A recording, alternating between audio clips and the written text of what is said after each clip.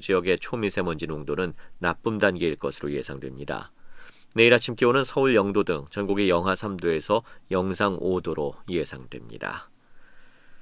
서울의 현재 기온 12.4도입니다.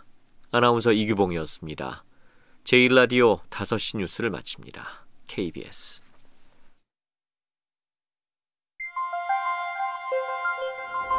대한민국 중심 채널 KBS 1라디오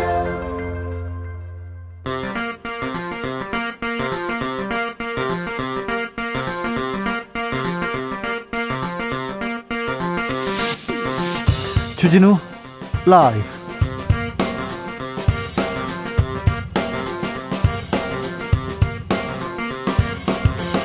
(2021년 3월 9일) 화요일입니다. 안녕하십니까, 주진우입니다. 보름 전 3기 신도시 후보지로 광명 시흥이 발표됐습니다.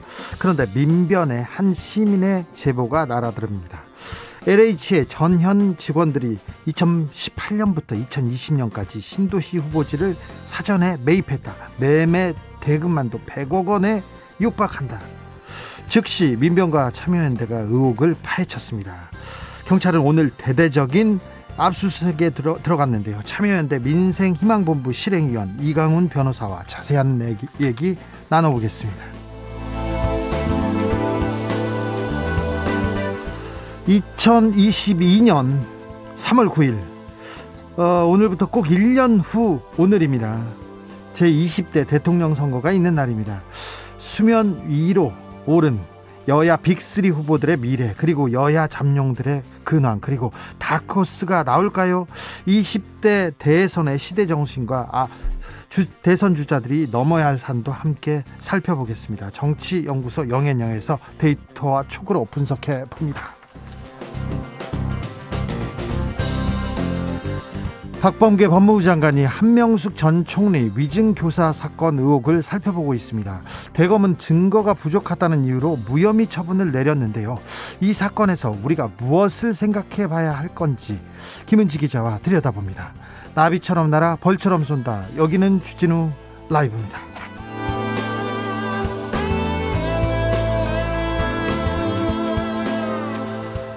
오늘도 자중자애, 겸손하고 진정성 있게 여러분과 함께 하겠습니다.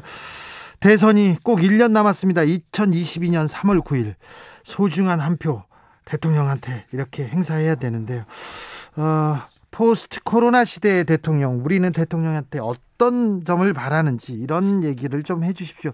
그리고 서울시장, 부산시장 재보궐선거는 한 달 앞으로 왔습니다. 시장님, 이거 좀 바꿔주세요. 우리는 이런 시장님 원합니다.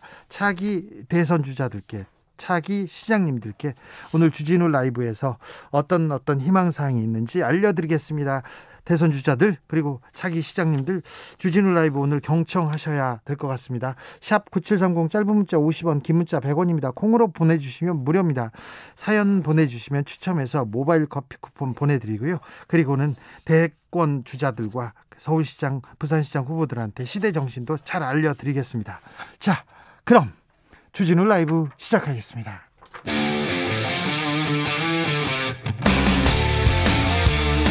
탐사보도 외길 인생 20년. 주 기자가 제일 싫어하는 것은?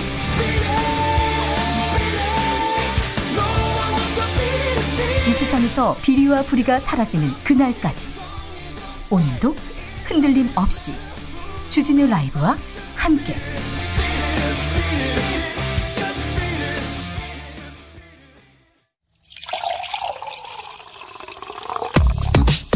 진짜 중요한 뉴스만 쭉 뽑아냈습니다. 주 라이브가 뽑은 오늘의 뉴스 주스. 정상근 기자, 어서 오세요. 네, 안녕하십니까. 경찰이 오늘 LH에 대한 압수수색 벌였습니다. 네, 문재인 대통령이 어제 이 경찰의 정부 합동조사단 조사 결과를 기다리지 말고 즉각 수사에 돌입할 것을 주문했는데요. 네. 하루 만인 오늘 경찰이 경남 진주의 LH 본사, 그리고 LH 과천 의왕 사업본부, LH 광명 시흥 사업본부, 그리고 투기 의혹이 제기된 직원 13명의 자택 등에 대한 동시 압수수색에 돌입했습니다. 네. 67명의 수사관이 투입된 대대적인 압수수색이었는데요. 경찰은 이들을 부패방지법 혐의를 적용해서 피의자로 수사하고 있고 출국 금지도 걸었습니다. 네. 그리고 경찰청 국가수사본부는 경찰 내 수사 전문 인력 그리고 국세청 지원 인력 등으로 신고센터를 구성할 예정이라고 밝혔습니다. 제보자가 콜센터로 연락하면 경찰, 국세청 인력이 제보의 신빙성을 파악한 뒤에 시도경찰청으로 제보 내용을 넘긴다라는 계획입니다. LH 투기 의혹이 제보자의 손에서 시작됐어요. 그래서 많은 제보 기다리고 있습니다. 그런데 일부 LH 직원들은 정부 조사에 불응하고 있다고요? 네, 이 정부 조사가 별도로 또 진행 중에 있는데요. 3기 신도시 땅 투기 의혹에 대한 전수조사 과정에서 1차 조사 대상인 국토교통부 공무원 그리고 한국토지주택공사 임직원 13명이 조사에 필요한 개인정보 이용에 불응했다라는 보도가 나왔습니다. 13명이나요? 네, 총 46명이 이 개인정보 이용 동의서를 제출하지 않거나 제출을 거부했다고 하는데요. 이 46명 중에 군복무 중인 사람도 있고 또 해외 체류로 동의하기 어려운 직원도 있어서 이들을 빼면 거부한 사람은 13명이었습니다. 네, 13명이요. 이분들 수상하네요. 의심이 갑니다. 네. 그냥 막 의심하면 안 될 텐데 지금 LH하고 국토부 공무원들이 조금 부정한 일을 저질렀지 않습니까? 그래서 이 의혹을 밝히려고 하는데 공직자들이 거부한다는 거 참 국민 입장에서는 좀 씁쓸합니다. LH 직원들의 또 다른 투기 의혹 계속 제기되고 있습니다. 네, 계속 나오고 있습니다. 이 광명 시흥 신도시 땅을 매입해서 직위 해제된 그 LH 직원이 시흥시에 있는 그린벨트를 구입했다라고 어제 KBS가 보도했습니다. 그린벨트 땅을 또요? 네, 이 그린벨트는 사실 거래가 잘 안 되긴 하는데 이 문제는 왜 그린벨트를 샀느냐 그 시점이 될 텐데요. 네. 땅을 산 2017년 초는 시흥시와 국토부가 이 그린벨트 해제 관련 협의를 시작한 때였다라고 합니다. 이 협의를 하는 당사자들이 공무원들 아닙니까? 그렇죠. 네, 미리 정보를 알았는지 그 여부가 핵심이 될 텐데요. 예. 그리고 이 3기 신도시로 지정된 이 인천 계양지구에서 이 평소 한 달에 한 50에서 130건 정도 토지 거래가 그동안 이루어져 왔다고 하는데요. 네. 3기 신도시에 지정되기 직전에 이 한 달 거래량이 336건이나 나와서 이 사전 정보를 이용한 투기가 있었던 거 아닌가라는 의혹이 또 제기됐습니다. 이렇게 의심하는 게 당연하죠. 네. 그리고 CBS 노컷뉴스 보도가 또 있는데요. 지난 2009년에 그 LH 직원들이 10년 장기 공공 임대 아파트를 5년 만에 조기 분양 전환이 가능하도록 그 법 개정을 하려는 걸 알고 이 직원들이 이 주요 공공 임대 아파트에 대거 입주한 정황을 확인해서 CBS가 보도를 하기도 했습니다. 네. 그리고 광명 시흥 부지에 땅을 산 LH 직원들이 이 땅에 그 에메랄드 그린이라는 나무를 심었는데요. 이 나무가 조달청에 단가 등록이 안 돼서 그야말로 부르는 게 값이다 이런 지적도 나왔습니다. 그래서 그 나무를 일부러 심은 거군요. 아, 참 해도 너무한데 이 공무원들의 부동산 투기 어제 오늘 일이 아닙니다. 이제 이번에는 뿌리를 뽑아야겠다 이렇게 생각하는데 네. 그런데 LH 직원들은 그렇게 생각하지 않나 봐요. 자꾸 다른 얘기를 합니다. 네, 사실 많은 직원들이 LH 내부에서 벌어지는 일에 분노하고 있다라고 하는데 하지만 이 논란을 일으키는 행동을 하는 LH 직원들도 있습니다. 오늘 일부 시민들이 LH 본사 앞에서 항의 집회를 했는데요. 이 누군가 직장인 블라인드 앱에 자신은 고층에 있어서 안 들린다라면서 꿀이라고 해서 이 논란이 됐습니다. 비아냥거리는 거였죠? 네, 그렇습니다. 그리고 JTBC가 그 LH 직원들의 사내 메신저 대화 내용을 보도하기도 했는데 한 직원이 지난해 동료들에게 이 다른 사람의 이름으로 공공택지를 사겠다라면서 이걸로 해고가 되더라도 이 땅으로 얻는 수익이 평생 월급보다 많다라는 말을 했다고 합니다. 이 직원은 입사한 지 겨우 6개월 차였다라고 하는데요. 해당 직원은 언론의 취재에 농담이었다라면서 해당 토지를 매매한 적은 없다라고 주장했습니다. 해당 직원은 농담이라고 얘기하는데 농담으로 들리지 않습니다. 네, 지금 그렇습니다. 네, 농담으로 들리지 않습니다. 정부에서는 연이어 사과하고 있습니다. 네, 지난 일요일 홍남기 경제부총리에 이어서 오늘 정세균 국무총리가 다시 한번 사과했습니다. 충격적인 소식에 실망감과 배신감마저 느꼈을 국민 여러분께 고개 숙여 사과드린다라고 했고요. 확인된 위법 행위에는 일말의 관용도 허용치 않겠다라고 밝혔습니다. 연이어서 계속해서 강한 얘기를 하고 있습니다. 의지를 보이고 있습니다. 네, 또 이 신도시 지정을 뭐로 샀을 것이다라고 말해서 더 큰 논란을 불렀던 변창흠 국토교통부 장관이 오늘 국회에 출석을 했는데요. 네. 오늘은 참담하다라면서 불미스러운 일이 발생한 데 대해 책임을 통감한다며 사과했습니다. 계속 고개를 숙이는 장면이 나오더라고요. 네. 여당에서 이렇게 좀 부패가 좀 명확할 경우, 부패가 더 드러날 경우 3기 신도시 지정 취소할 수도 있다. 이런 얘기가 나왔는데요. 문재인 대통령은 차질 없이 진행하라고 그렇게 지시했어요? 네, 홍익표 더불어민주당 정책위 의장은 오늘 그 LH 직원들의 3기 신도시 부지 투기 의혹과 관련해서 이 광범위한 투기 사실이 확인된다면 3기 신도시 지정 취소도 검토할 수 있다라고 밝혔는데요. 예. 문재인 대통령은 투기는 투기대로 조사하되 정부의 주택 공급 대책에 대한 신뢰가 흔들려서는 안 된다라는 입장을 밝혔습니다. 네. 문재인 대통령은 2사 부동산 대책 추진에 차질이 없어야 한다라면서 공급 대책이 오히려 더 속도감 있게 추진돼야 한다라고 강조했다고 합니다. 2사 부동산 대책 추진에 차질이 없어야 한다. 이게 정부의 방침이라고 보면 되겠네요. 자, 코로나 상황은 어떻습니까? 네, 오늘 코로나19 신규 확진자 수가 446명이 나왔습니다. 300명대로 떨어진 지 하루 만에 다시 400명대 확진자가 나왔는데요. 경기도 안성 축산물 곰판장에서 확진자가 80여 명 가까이 늘어났고요. 80명이나 나왔어요. 네, 누적이 그렇습니다. 그리고 경기도 의정부시의 한 병원에서도 10수명의 집단 감염이 확인됐고 네. 경기도 수원의 어린이집에서도 10여 명의 확진자가 나오는 등 소규모 집단 감염이 이어지고 있습니다. 백신 접종은 순조롭게 되고 있어요? 네, 어제 하루 6만 4천여 명이 접종을 완료해서 누적 접종자가 38만 3천여 명이 됐는데요. 2, 3월 우선 접종 대상자 중 절반 넘게 접종을 마친 상황입니다. 오늘 이낙연 민주당 대표가 퇴임하는 날입니다. 네, 오늘을 끝으로 당대표직에서 물러납니다. 이낙연 대표는 지난해 8월 29일 당대표에 선출돼서 192일간 민주당을 이끌어왔는데요. 이 당권, 대권 분리 규정에 따라서 사퇴를 하는 것이기 때문에 이 대선 출마를 공식화한 셈입니다. 그래도 대표직을 떼긴 했지만 공식적으로 직함을 가지고 뛰는 거죠? 네, 당의 주요 일들을 좀 앞장서서 계속 해결한다라는 방침인데요. 상임선대위원장도 맡을 예정이라고 하고요. 네. 또 가덕도 특위위원장도 맡아서 당 전면에 설 예정이라고 합니다. 민주당은 오는 5월에 전당대회를 열고 새 대표를 선출할 예정인데 그때까지는요? 네, 김태년 원내대표가 대표 권한대행을 맡아서 체제를 유지할 예정입니다. 이낙연 대표는 오늘 페이스북에 올린 글을 통해서 일한 기간은 짧았지만 많은 일이 있었다라고 했고요. 공수처 출범, 검찰 국정원 개혁 법안, 공정경제 3법 통과를 성과로 꼽았습니다. 이낙연 대표가 떠나는 날 국회에 이낙연 대표에게 감사함을 표하겠다면서 이재명 경기도지사가 왔어요. 그랬더니 기자들의 질문은 이재명 지사한테 집중됐습니다. 네, 아무래도 국회에서 자주 보기 힘든 이재명 지사인 만큼 이 기자들의 질문이 이재명 지사에게 많이 향했는데요. 대권 후보 1위라는 또 프리미엄도 있죠. 그렇습니다. 이재명 지사는 이낙연 대표께서 어려운 시기에 큰 성과를 냈고 당을 안정적으로 잘 이끌어왔다라고 평가했습니다. 그리고 사실 질문의 거의 대부분은 윤석열 전 검찰총장에 대한 질문으로 채워졌다라고 네. 합니다. 이재명 지사는 윤석열 전 총장에 대해서 일반적인 예측으로 보면 당연히 정치를 할 것이다라며 구태 정치하지 말고 미래지향적인 정치를 해주면 국민들에게도 국가에도 또 본인에게도 도움이 되지 않을까 생각한다라고 말했습니다. 또 말을 조금 조심스럽게 하시는 경쟁자여서 그런지 조심스럽게 한다는 생각도 합니다. 주진우 라이브에서 윤석열 총장의 정치 행보에 대해서 얘기를 했는데 거의 비슷한 얘기를 하시더라고요. 네.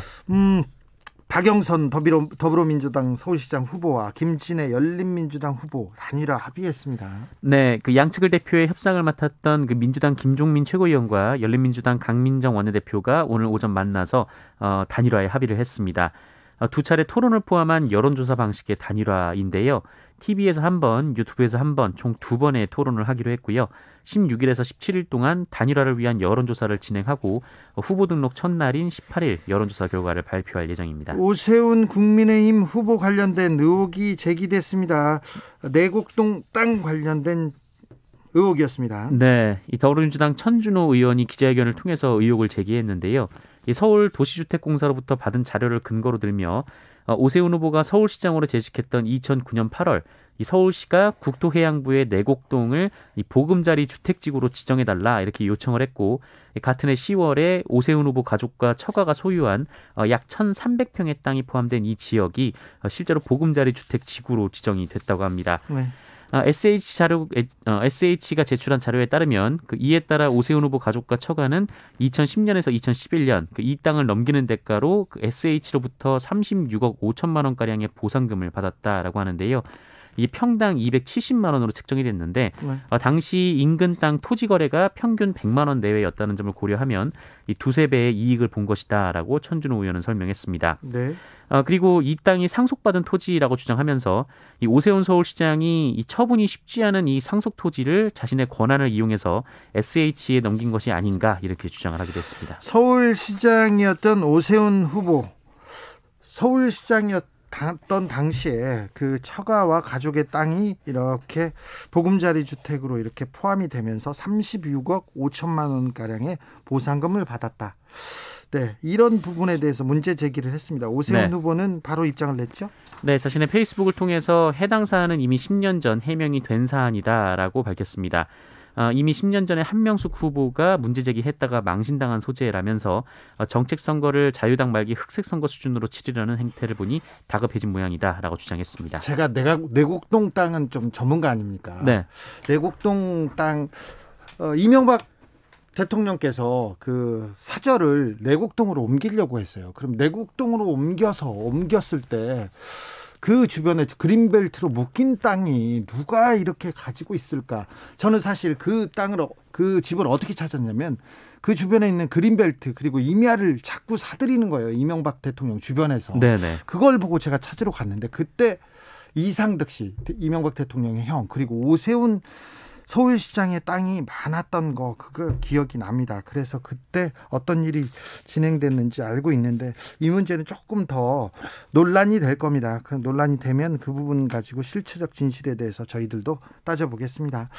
한동훈 검사장이 유시민 노무현 재단 이사장을 상대로 소송을 제기했다고요? 네, 한동훈 검사장은 가짜뉴스 유포에 책임을 물어서 유시민 노무현 재단 이사장을 상대로 손해배상 소송을 제기했습니다. 배상액은 5억 원으로 책정을 했는데요. 5억이나요? 네, 한동훈 검사장 측은 유시민 이사장이 그 여러 차례 언론 인터뷰 그리고 유튜브 방송 등을 통해서 이 대검 반부패 강력부가 2019년 11월 말 그리고 12월 초에 이 본인과 노무현 재단의 계좌를 불법 추적했다라고 주장한 것을 문제 삼았습니다. 당시 한동훈 검사장이 반부패 강력부장이었고요. 이 한동훈 검사장은 유시민 이사장에 의해서 공적 권한을 사적인 보복을 위해 불법 사용한 공직자로 부당하게 낙인 찍혔다라고 주장했고요. 유시민 이사장은 언론과 시민사회로부터 근거 제시를 요구받은 후 올해 1월에야 허위사실임을 인정했다라고 주장했습니다. 유 이사장이 이 문제에 대해서 사과를 했었는데요. 사과를 하고 한참 지났는데 왜 하필 지금 소송을 제기했을까요? 그 속내가 좀 궁금하네요. 네, 그렇습니다. 왜 그럴까요?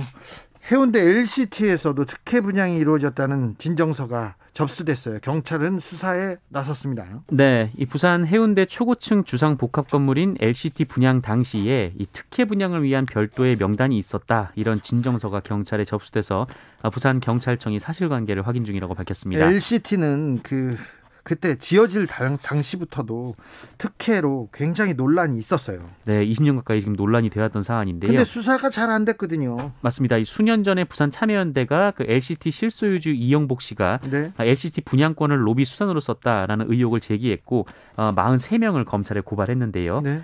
그런데 검찰이 수사를 했지만 수사 결과는 그 이영복 씨 아들 그리고 하청업체 사장 이렇게 2명만 기소가 됐습니다. 네. 이 정치권 그리고 검찰 등등 온갖 곳에 이영복 씨가 로비를 했다라는 의혹이 제기됐고 실제로 이영복 씨가 돈을 줬다 이런 진술까지 했었는데 그런데요. 네, 검찰은 다른 사람들은 불기소 처분을 했습니다. 네. 이에 대해 LCT 측은 이번 진정서에 대해서 이 법적 절차에 따라 분양을 한 것이고 특혜는 없었다 이렇게 주장했고요. 이 명단은 자녀 세대를 분양하기 위해서 작성된 이 고객 리스트로 추정된다라고 말했습니다. 근데 국회의원, 전직 장관, 전직 검사장, 전직 법원장 이렇게 전현직 고위공직자 이름이 빼곡히 적혀 있습니다. 근데 이상하죠. 로비 리스트에 이렇게 검사장, 법원장, 장관 이런 사람들이 이렇게 이름을 올리면요. 수사가 잘 안 돼요. 네. 수사가 잘 안 되는 경향이 있어요. 이번에는 어떻게 수사가 되는지 또 지켜보겠습니다. 이런 기사 계속 마음 아픈 기사 알려드리는데 그래도 우리가 이제 아동 폭력, 성폭행 그리고 학대 이런 걸 뿌리 뽑아 합니다. 그래서 아프더라도 계속 좀 보도를 하고 우리가 공감하고 좀 바꿔 나가야 됩니다. 부모의 학대로 사망한 8살 아이가 있습니다. 그런데 장례도 제대로 치르지 못하고 있습니다. 네, 얼마 전 20대 부모로부터 학대를 당한 끝에 숨진 8살 초등학생이 장례도 없이 마지막 길을 떠났다라는 보도가 나왔습니다. 인천경찰청은 부검이 끝난 고인의 시신을 지난 6일에 외조부가 인계했으며 외조부가 따로 장례 절차 없이 화장했다라고 밝혔습니다. 네, 주스 정상근 기자 함께했습니다. 감사합니다. 고맙습니다. 6466님께서 흘린 땀이 아깝지 않은 나라를 만들어 주실 분이 대통령 그리고 시장이 되어야 합니다. 그런 분이 시장 대통령이 되어 주실 거죠? 네. 6939님께서 새롭게 대통령이 되실 분께 간절히 바랍니다. 몸이 부서져라 이래도 왜 이렇게 살기가 힘든지요. 정직하고 성실하게 사는 사람들에게 희망의 빛을 밝혀 주시옵소서. 너무 큰 욕심인가요? 아니요. 당연히 뭐 요구할 만한 내용이죠. 유주환님께서는 차기 서울시장님 집값 잡는 것도 좋지만 저는 서울이 세계의 귀감이 되는 환경도시가 됐으면 좋겠어요. 화려하고 멋진 도시가 아닌 환경을 1번으로 생각하는 도시야말로 미래 세계를 이끌 거라고 생각하거든요. 좋은 생각입니다. 꼭 전하겠습니다. 2159님께서는 서울시장님, 서울에 있는 모든 간판 정리 좀 안 될까요? 간판들 정말 지저분합니다. 밤에는 너무 현란해서 눈이 필요하고요. 문화체육부하고 협력하면 잘 될 것 같은데 서울을 국제적인 도시로 만드는 일 간판부터 정돈해 주십시오. 좋은 생각 아닙니까? 훌륭한 생각인 것 같습니다. 서울시장 후보들한테 꼭 전하겠습니다. 교통정보센터 다녀오겠습니다. 이승미 씨. 네, 이 시각 교통 상황입니다. 수도권 제일순환고속도로 판교에서 구리 방향으로 남양주나들목 부근 사고 여파가 더 늘었습니다. 처리 작업은 조금 전에 정리됐는데요. 이 처리 작업으로 본선 3개 차로가 차단됐던 만큼 하남 분기점에서 남양주까지 10km로 긴 구간 밀리고 있습니다. 일산에서 판교 방향으로는 통행량이 많습니다. 일산에서 김포 부근까지 밀리고요. 다시 김포 요금소에서 장수까지 13km 구간 막힙니다. 경부고속도로 서울 방향 안성 분기점 부근과 오산에서 정체입니다. 기흥 동탄에서 수원 또 판교 부근 밀리고 있고요. 달래내곡에서 반포 쪽으로도 막힙니다. 서울시내 내부순환도로 성산 방향으로 기름램프 지나 2차로에 고장난 차량이 있어서 마장램프부터 정체고요. 이 고장난 차 여파로 북부간선도로 신내나들목에서 종암 분기점 쪽으로도 정체입니다. KBS 교통정보센터였습니다.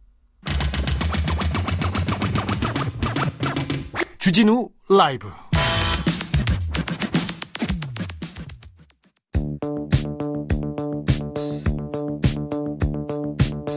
대한민국 정치의 새로운 100년을 준비한다. 21세기형 국회 싱크탱크 정치연구소 영앤영.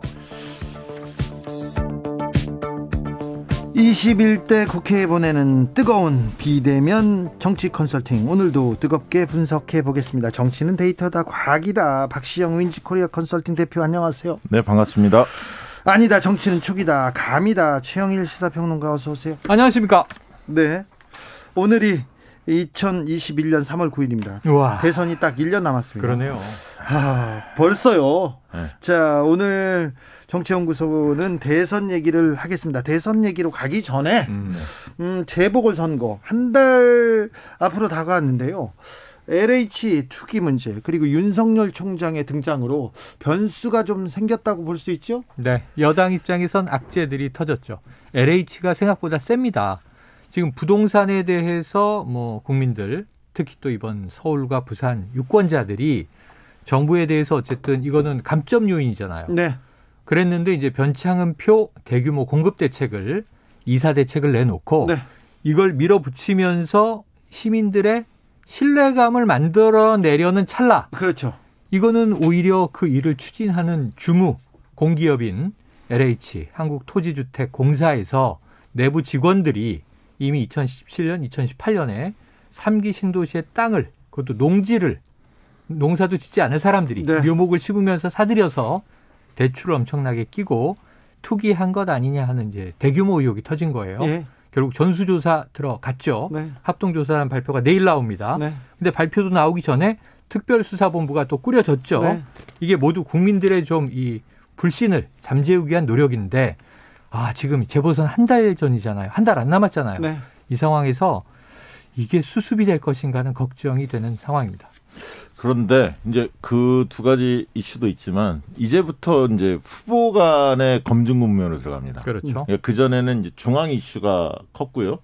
그다음에 이제 구도 짜기, 단일화하느냐 안 하느냐 이런 게 이제 컸다면 이제부터는 이제 과거의 행적 뭐 이런 등등을 둘러 도덕성 이런 부분들을 관련해서 이제 후보 간에 이제 검증이 치열할 건데 벌써 오늘 이제야 후보가 정해졌고 그렇죠. 오늘 오세훈 후보에 대한 그렇습니다. 부동산 의혹 예, 나왔죠. 이것도 상당히 컸죠. 네. 물론 이제 사태를 지켜봐야 합니다. 근데 일단 천준우 의원이 민주당 의원이 오세훈 후보의 과거 본인 가족과 처가가 소유한 내곡동 땅 2008년도 네, 그게 보금자리 주택 지구로 지정되는데 뭔가 그 셀프 특혜 의혹 뭐 이런 부분들을 제기를 했어요. 36억 5천만 원을 상당히 배상받았다. 이제 큰 이야기입니다, 사실은. 왜냐하면 LH 사건까지 이렇게 좀 맞물려 있어서 이 특혜 의혹 또 그 내부자 정보 뭐 이런 문제에 관련해서 지금 굉장히 민감하지 않습니까? 네, 그래서 네. 오세훈 후보 쪽도 상당히 긴장하는 것 같고요. 반박도 했고 또 민주당에서 재반박하고 사건 양상을 좀 지켜봐야겠는데 만약 이게 사실로 드러나면 상당히 파장이 클 것 같습니다. 박원순 전 시장, 박원순 시장 말고요. 현직 시장 중에 누가 우리 처갓집과 우리 집안에서 네네. 한 36억 정도 이렇게 배상 받았습니다. 이렇게 얘기하면 굉장히 이게 지금 야당이 할 말이 없는 게 예. 만약에 이런 식으로 지금까지 설명을 해왔죠. 뭐냐면 만약에 이 지역을 보금자리 주택이든 뭐 신도시든 혹은 택지 공공택지 개발로 하려고 하다가 거기가 현직 시장의 땅이면 네.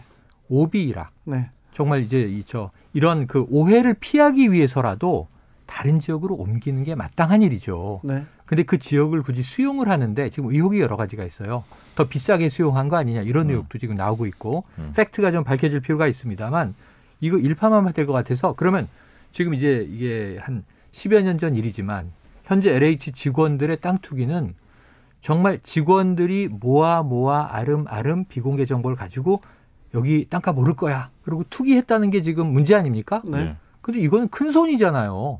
그리고 이건 직원이 아니잖아요. 네. 서울시장이잖아요. 네. 행정의 주체, 서울시에 관한 한 최종 의사결정자.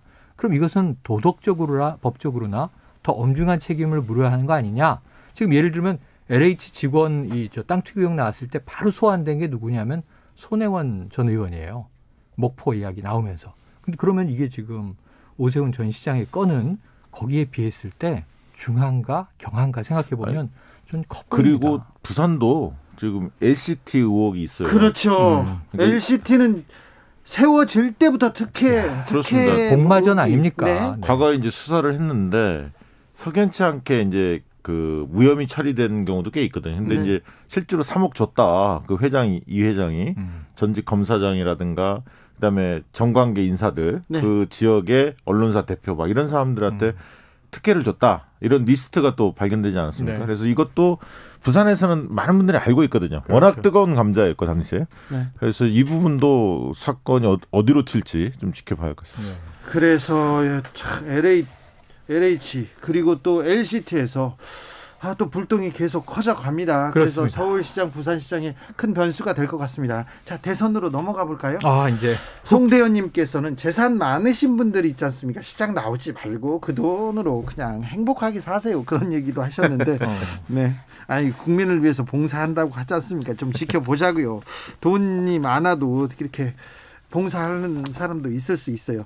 돈이 많은데 돈 더 벌러 나온 사람도 있을 수 있습니다. 자, 2020년 대선 정권 재창출이냐 정권 심판이냐 2022년 대선입니다. 20대 대선입니다. 네, 2022년. 자, 어떻게 보십니까? 정권 재창출이냐 정권 심판이냐 계속 바람은 거세게 불고 있습니다. 제가 볼 때는 이제 우리가 이제 전략을 세울 때 정세 판단을 할 때 세력 선호도와 인물 선호도를 같이 봅니다. 항상. 근데 세력 선호도는 양 진영에 대한 호감도 내지 정권 재창출이냐 정권 교체냐 이 힘의 크기가 어느 정도 되느냐. 그래서 기울어진 운동장이 아니냐 평평하냐 땅이 이걸 보는 건데 제가 볼 땐 지금 내년 대선은 팽팽합니다. 일단 정권을 교체하고자 하는 야권 쪽 힘 그리고 사수하고자 하는 재창출하고자 하는 여권의 힘이 국민적 지지로 보면 거의 5대5다. 팽팽하다. 그러면 나머지 변수는 인물 변수거든요. 네. 어떤 후보가 경쟁력 있는 후보를 각 당에 어떤 후보를 내느냐. 그리고 경선에서의 그 드라마를 창출하느냐. 뭐 이런 게 이제 관건일 텐데 물론 대통령의 지지율도 변수가 있습니다. 현직 대통령에 대한 평가라는 게 중요한 변수인데 대통령 평가는 저는 뭐 크게 하락할 것 같지는 않아요. 왜냐하면 코로나 국면이기 때문에 재반등의 그 소지가 늘 있거든요. 백신이라든가 여러 가지 재난지원금이나 이런 것들이 늘 있기 때문에 대통령 변수는 크지 않을 거고, 그럼 결국은 인물 변수일 거다. 차기 대선은. 그렇게 본다면 인물에 앞선 후보가 뭐 한 4, 5% 이상 이길 가능성이 있습니다. 그런데 이 선거가 지난번 19대 대선처럼 문재인 대 홍준표, 안철수 뭐 이렇게 쭉 했던 대선하고는 좀 다를 겁니다. 그때는 야권이 굉장히 분열됐었거든요. 보수가 분열됐었는데 지금은 그런 상황은 아니다. 그렇게 본다면 2012년 대선하고 유사할 거다. 문재인, 박근혜, 문재인 붙었을 때 비슷할 거다. 결국은 지금의 여론조사 지지율이 한 6, 7월까지는 갈 가능성이 있는 거 아니냐. 지금 양강구도 아닙니까? 윤석열, 이재명, 윤석열 두 분이 좀 앞서 있는 조사들이 많이 나오는데 이게 한 6, 7월까지는 갈 거다. 그 뒤에 이제 변수를 좀 지켜봐야 할 것 같고요. 자, 지금 구도하고 인물은 박시영 대표가 분석한 게 일반론이라고 봐요. 왜냐하면 이 돌발 변수가 별로 안 보여요. 당분간은. 물론 이제 이 중후반 되면서 대선이 가까워오고 요동이 치면 뭐 예를 들어 민주당 내에서도 지금 이낙연 현 대표나 당권 내려놓죠. 정세균 뭐 총리나 혹은 제3후보나 뭐 어떤 이제 변수들이 있을지 이 야권은 조금 더 참담해요. 제가 보기엔 인물 문제에 있어서는. 네. 지금 유일 인물이에요. 윤석열 후보. 그러니까 윤석열 후보도 아니죠. 윤석열 그동안 정치권에 없던 인물이 이 야권 지지층의 지지도가 워낙 높으니까 가져다가 없던 대권 주자도 만들어야 될 상황이에요. 지금. 네. 본인의 의지는 그쪽으로 흘러가는 것 같고. 네. 그러니까 이게 지금 없던 후보를 급조해서 만들어내는 게 보통 쉬운 일은 아니에요. 국민들은 늘 지켜보고 있거든요. 지난주까지 현 정부의 현직 검찰총장이었던 걸 알고 왜 사퇴했는지도 알고 어떤 캐릭터, 어떤 주장을 가진 인물인지도 알고 그러면 이러한 인물이 자 5년 동안 국정을 운영한다. 여기에 대해서 이제 국민들이 어떻게 이해할 것이냐. 야권은 이걸 지금 이제 시나리오를 만들어내야 돼요. 스토리텔링을 해야 되는 상황이에요. 네. 자, 그런데 여기서 뭐가 빠져 있느냐. 항상 우리가 구도, 세력, 조직을 하나로 놓고 인물이라는 중요한 축을 대권에서 하나로 놓으면 항상 얘기했던 한 가지는 이제 바람이라고 우리가 선거에서 부르는 건데 그걸 좀 제가 다르게 표현하면 시대정신인데 지금 포스트 코로나 전국에 경제도 살려야 되고 2022년 이후에 우리가 지난 올해를 포함해서 2년간 잃어버린 것이 워낙 많기 때문에 잃어버린 것을 그냥 꾸역꾸역 2년 전 과거의 회복이 아니라 지금 4차 산업혁명, IT혁명, 또 그다음에 지금 디지털 뉴딜, 그린 뉴딜 이런 걸 가지고 새 시대로 가기 위한 노력을 해야 되잖아요. 네. 바이든 행정부는 지금 에너지 정책 다 전환하는 거 아닙니까? 기후협약이 점점 이제 이상기온을 잡기 위해서 적용되는 거 아닙니까? 그럼 미래지향으로 막 가야 되는 시대정신이 뭐냐 이거예요. 그럼 시대정신. 누가 시대정신을 말할 것인가? 네. 2022년 이후에 한국 사회의 미래에 대해서. 근데 지금 예를 들면 이렇게 물어보는 거죠. 자, 윤석열 총장이 대한민국의 미래를 이야기하고 있는가? 아니고 정권 심판 얘기하고 있잖아요. 지금이야 뭐 그 얘기 외에는 할 얘기가 별로 없겠죠. 그러니까 앞으로 이걸 달라질 수도 있죠. 그래서 시대정신에 대한 과제가 남아있다. 저는 시대정신을 네 가지로 보는데 네네. 하나는 지금 말씀하셨듯이 포스트 코로나 디지털 경제에 대한 비전 이거 하나고요. 두 번째는 코로나 국면을 극복하는 겁니다. 무엇보다 중요한. 그러니까 생명과 안전 국민의 코로나 국면을 어떻게 극복할 거냐. 세 번째는 뭐냐면 함께 살자, 같이 살자. 경제적 불평등, 양극화 문제를 어떻게 해소할 거냐. 특히 자영업 소상공인들 굉장히 어려운데. 마지막으로 네 번째는 공정과 정의라고 보거든요. 그래서 예전에 시대정신 하나를 딱 뽑았는데 뭐 지금 제가 볼 때는 굉장히 중층적으로 존재한다. 그럼 그런 문제들에 대한 각자의 비전이 굉장히 이제 설득력 있게 제시돼야겠죠. 자, 인물로 가보겠습니다. 윤석열 전 검찰총장 직을 던진 후에 지지율 수직으로 상승하고 있습니다. 네. 윤석열 대망론을 야권에서는 막 이렇게 띄우고 있는데요. 자, 깜짝 상승에 그칠까요? 아니면 야권의 후보로 우뚝 올라설까요? 일부에서는 고건 전 총리, 반기문 전 유엔 사무총장하고 비교도 하는데요. 네. 저는 그 반기문 총장하고 비교하기는 좀 아닌 것 같아요. 왜냐하면 반 총장 때는 나머지 후보들 그래야만 좀 있었어요. 거론되는 반기문이 우뚝 섰지만, 네. 근데 지금은 그때보다도 윤석열 전 총장을 제외하면 그렇게 쓸만한 인재풀이 많지가 않아요. 때문에 대한부재 때문에 야권의 보수 야권의 대한부재 때문에 윤 총장의 지지율이 꽤 오랫동안 갈 가능성도 있다. 적어도 추석 때까지는 갈 것 같아. 20% 내외로 뭐 좀 떨어지면 15%. 그 밑으로 떨어지기는 어렵다. 밑에 후보들이 치고 올라올 힘이 그렇게 많아 보이지는 않는다.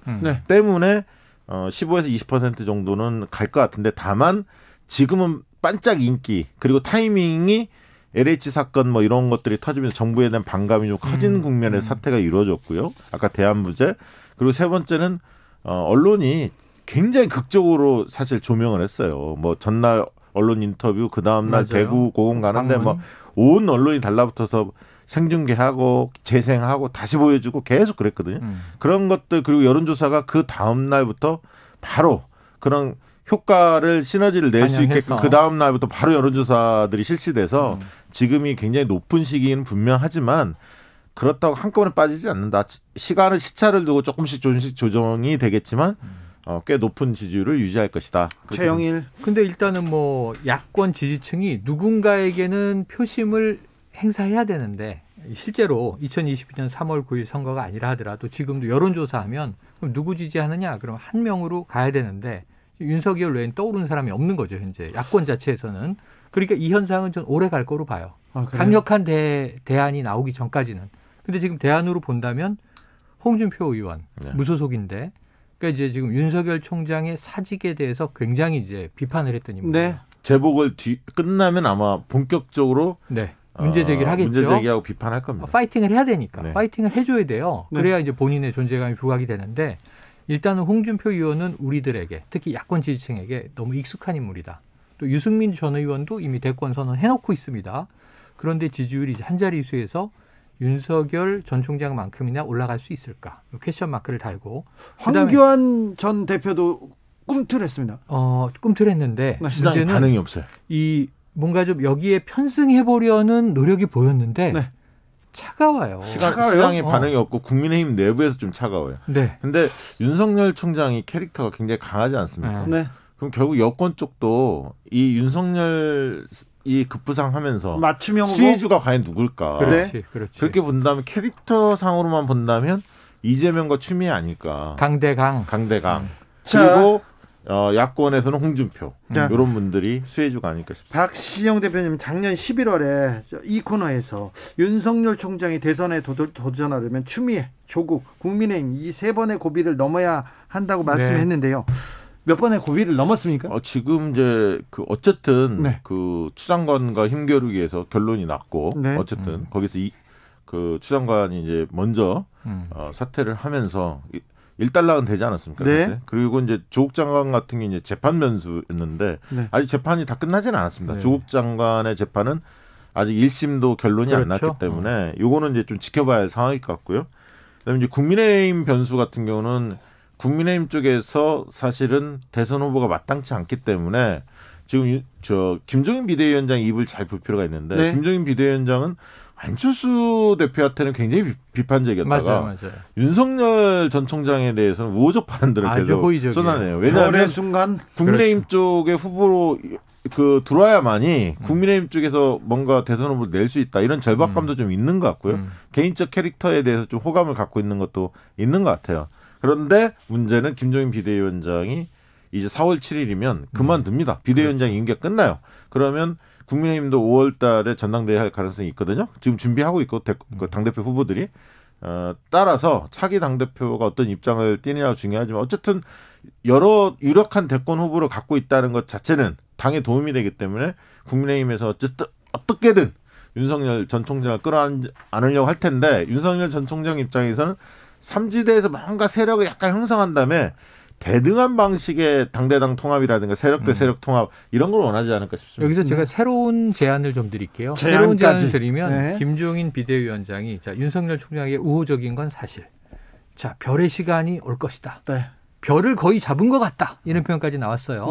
윤석열이 스타다. 이제 요것만 남아 있습니다. 별의 별소리가 계속 나옵니다. 그런데 김종인 위원장이 국민의힘을 장악하고 당권자 입장에서 자, 내부에 대권 주자가 없으니 윤석열 전 총장 아주 좋은 인물인데 함께합시다. 들어오시오가 아니라 재보선 결과에 따라서 잘 돼도 잘 되지 않아도 해쳐모야 한다 이거죠. 김종인 위원장은 나올 수밖에 없는 입장이 될 수가 있어요. 네. 그러면 윤 총장이 들어오는 게 아니라 김종인 비대위원장이 저쪽으로 국민의힘과 빠이빠이 하고 윤 총장 쪽으로 갈 수가 있어요. 그러면 근데 이게 원래 맞는 그림이에요. 몇 년 전으로 거슬러 올라가면 제3지대 빅텐트론을 주장했던 주창자 중에 김종인 위원장이 있었어요. 예. 반기문 총장이 있었고요. 아니, 좋은 집 놔두고 맨날 텐트만 치자고 하는 근데 이게 저는 있어요. 5년마다 돌아오는 주기 같은 건데 네. 이 윤석열 전 총장에 대해서는 과거에 채워지지 못했던 결핍이 또 여기서 나타나. 제3지대 중도 빅텐트론. 그렇게 김종인 비대위원장이 밖에 나가서 윤 총장을 만약에 만든다면 네. 그거는 굉장히 실패로 갈 가능성이 크다고. 박 대표님, 근데 이렇게 보는 청취자들도 많습니다. 심은정 님도 김종인 검찰당의 비대위원장 노리는 거 아닐까요? 비대위원장 그랜드 슬럼 하고 싶어 하는 근데 분이잖아요. 여기는 후보가 여럿이라 저는 아까 이제 박 대표의 말씀에 동의하는 건 네. 김종인 위원장 혼자 예를 들면 윤 전 총장과 손잡고 뭔가 신당을 창당하는데 틀어지려고 하면 그거는 쉽지 않을 것 같고. 저는 그러면은 아마 홍준표 전 대표가 국민의힘 쪽으로 당연히 들어가서 왜냐하면 김종인 비대위원장이 결사 반대했지만 김종인 비대위원장이 나가면 네. 국민의힘 쪽엔 당연히 홍준표 전 대표 받아들일 겁니다. 되죠. 그러면 의원수가 100명이 넘는 정당이에요. 그래도 축소됐지만 그리고 윤석열 전 총장이 정치력이 검증된 바가 없어요. 그리고 정책 능력에 대해서 아직 물음표입니다. 의문표가 붙어 있죠. 여러 가지 정치적 공방, 정책적 공방을 할 때 타격 꽤 입을 겁니다. 초반전에는. 그렇죠. 준비가 덜 돼 있기 그렇겠죠. 때문에.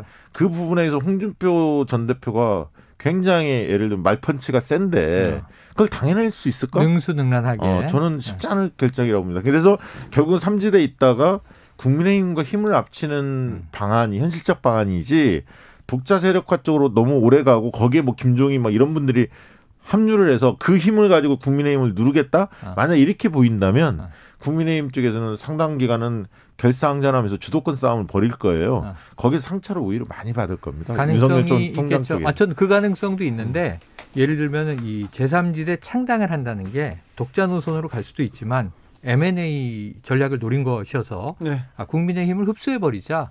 다만 문제는 지금 안철수 후보와 똑같은 거예요. 안철수 후보가 3명 있는 정당이잖아요. 의석이. 네. 그런데 지금 독자 후보로 나와서 단일화를 하는데 말씀하신 대로 100명 있는 정당하고 1대1 단일화 하자는 거 아니에요? 응한 거 아니에요, 거기에. 왜 인물이 없으니까. 근데 지금도 잘 보세요.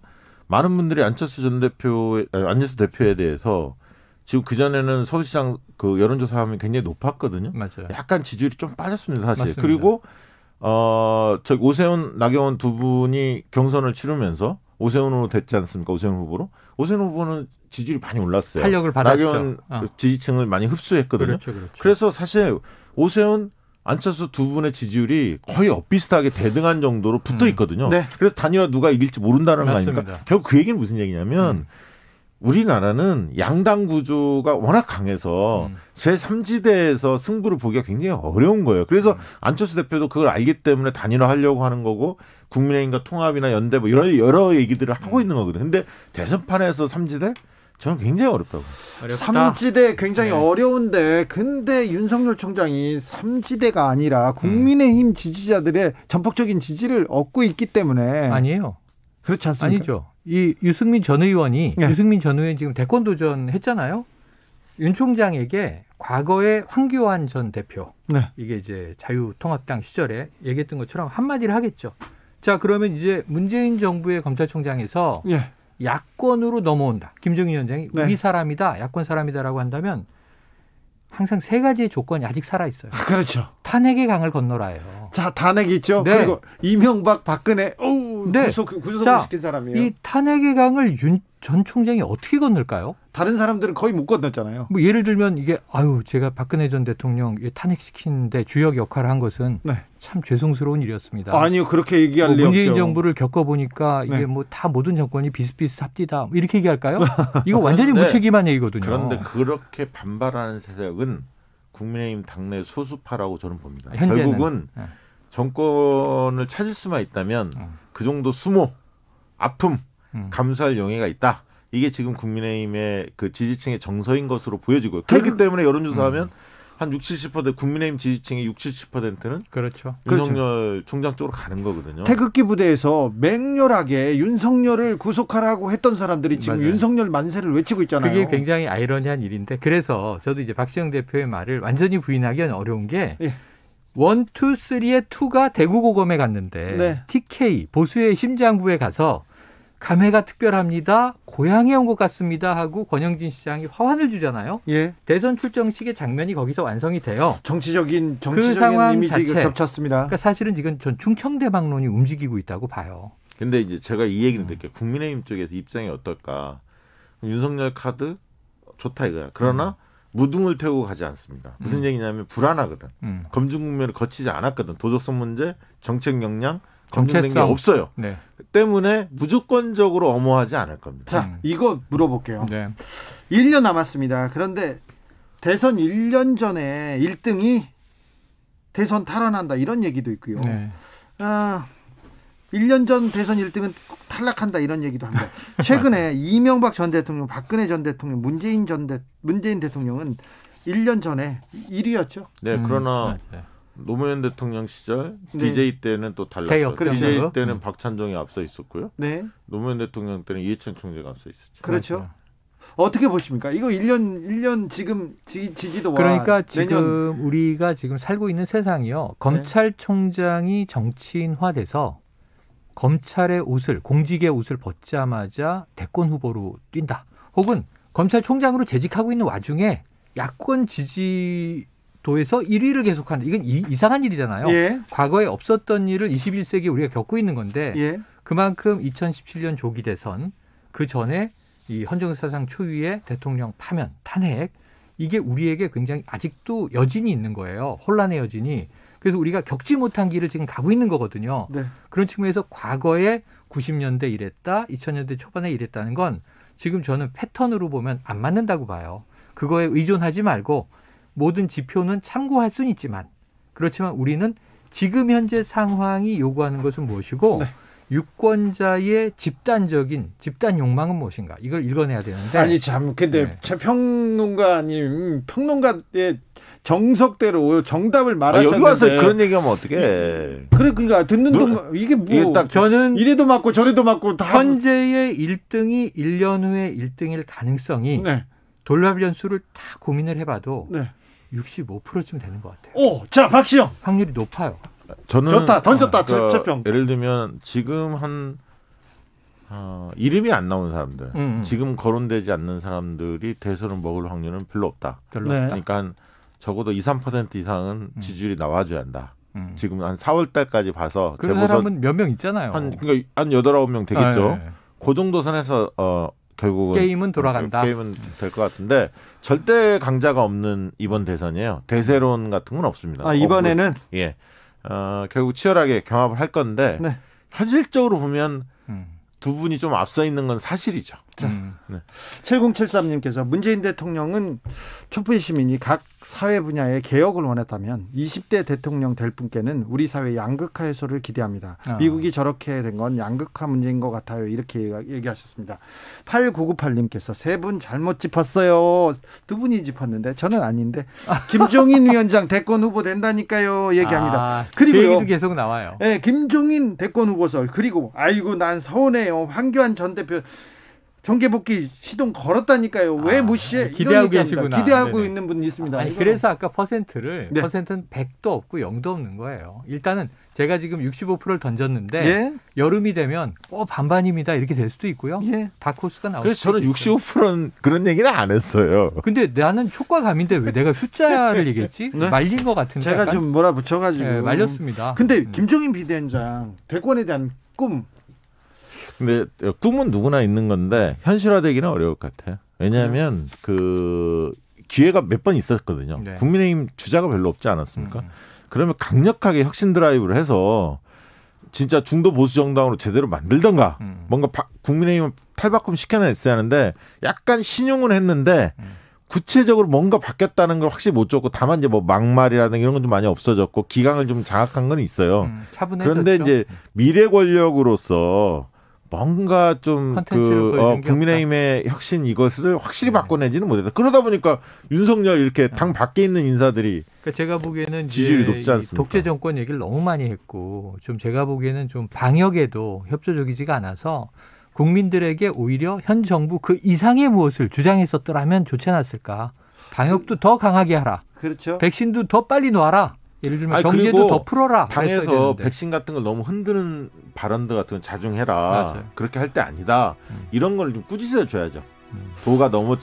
도를 넘어선 발언들에 대해서는 본인이 그렇게 원하던 외부 인사도 한 명도 못 데려왔잖아요. 그렇죠. 네. 그래서 이게 별의 시간이 이제 윤 전 총장이 갔다고 해버렸으니 예전 같으면 뭐 40대 깜짝 인사를 뭐 서울시장, 부산시장 투입할 것처럼 경제계 인사를 그러나 음악 나 이제 늘 가래요. 봤던 인사들 아닙니까? 알겠어요. 자, 정치후소 영앤영, 최영일, 박시영 두 분 감사합니다. 고맙습니다. 본조비입니다. 본조비의 Living on a Prayer 들으면서 저는 잠시 쉬었다가 6시에 돌아오겠습니다.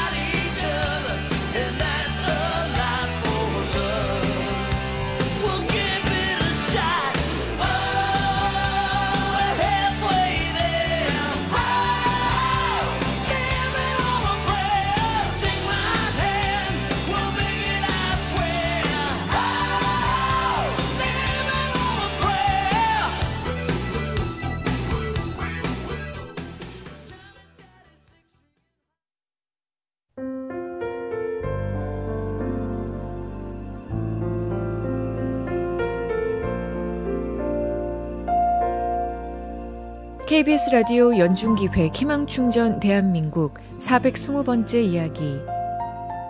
안녕하세요. 아나운서 이연주입니다. 올해 중학생이 된 은섭이를 학교에 보내는 아빠의 마음은 한없이 무겁기만 합니다. 엄마 없이도 남부럽지 않게 은섭이를 키우고 싶었던 아빠. 믿던 사람에게 사기를 당하고 늘어난 사채빚에 하루하루 버티는 게 숙제가 된 지 오래입니다. 초등학교 내내 들고 다녔던 해진 가방을 메고 중학교에 들어간 은섭이. 새 가방 하나 사주지 못한 스스로가 너무 한심한 아빠는 극단적인 선택을 생각하기도 했습니다.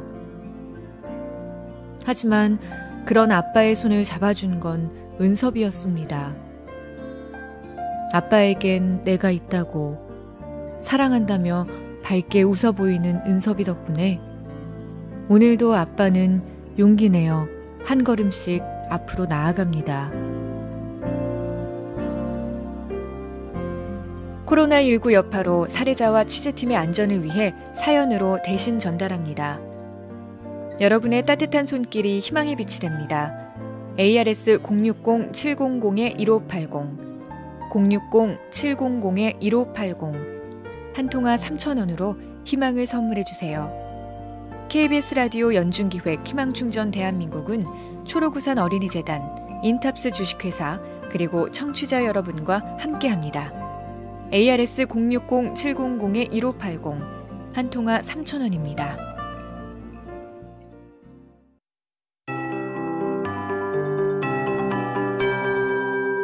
KBS 58분 날씨. 내일 새벽부터 내일 아침 사이 다시 한번 안개 예보가 있습니다. 동해안 지방을 제외한 중부지방과 전라도 내륙 지역, 경상남도 서부 내륙 지역을 중심으로 안개가 끼겠고, 특히 경기 남부 지역이나 충청권에서는 앞을 내다볼 수 있는 거리가 200m 이하가 예상되고 있습니다. 짙은 안개가 예상되는 만큼 이동하실 때 각별히 주의하시는 것이 좋겠습니다. 전반적으로 구름량이 좀 많은 편인데 오늘 밤에 중부지방과 제주도 지방부터 구름이 차츰 걷히면서 내일은 고기압의 영향권에서 전국이 대체로 맑은 날씨가 예상되고요.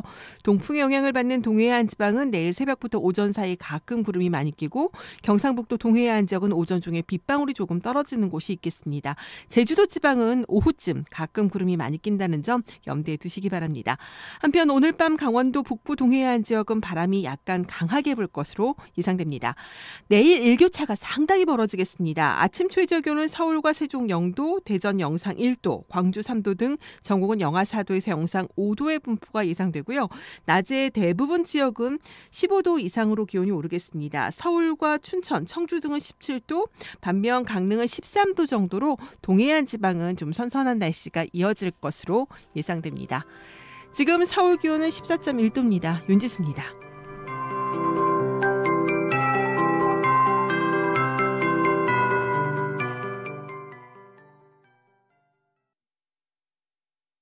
정성을 다하는 국민의 방송 KBS가 6시를 알려드립니다.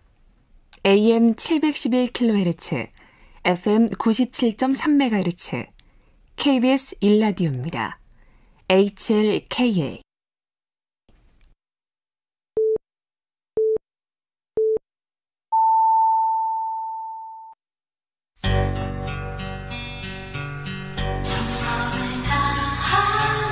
정성을 다하는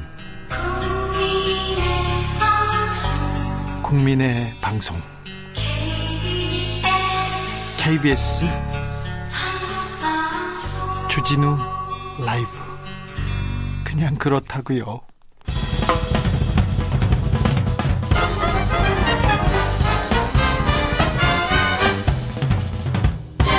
훅 인터뷰. 모두를 위한, 모두를 향한, 모두의 궁금증 훅 인터뷰. LH 직원들의 땅 투기 의혹 일파만파입니다. 경찰은 오늘 LH 본사와 직원 자택 압수수색 나섰습니다. 정부 합동조사단은 모레 1차 조사를 발표한다고 하는데요. 광명, 시흥, 신도시 발표 이후에 한 시민의 제보가 민병과 참여연대에 접수됐다고 합니다. 그래서 민병과 참여연대가 마구 파헤치기 시작해서 지금 이 상황이 여기까지 벌어졌는데요. 참여연대 민생희망본부 실행위원 이강훈 변호사 모셔서 자세히 들어보겠습니다. 안녕하세요, 변호사님. 네, 안녕하세요. 이강훈입니다. LH 직원들이 그 신도시 관한 정보를 가지고 미리 땅 투기를 했습니까?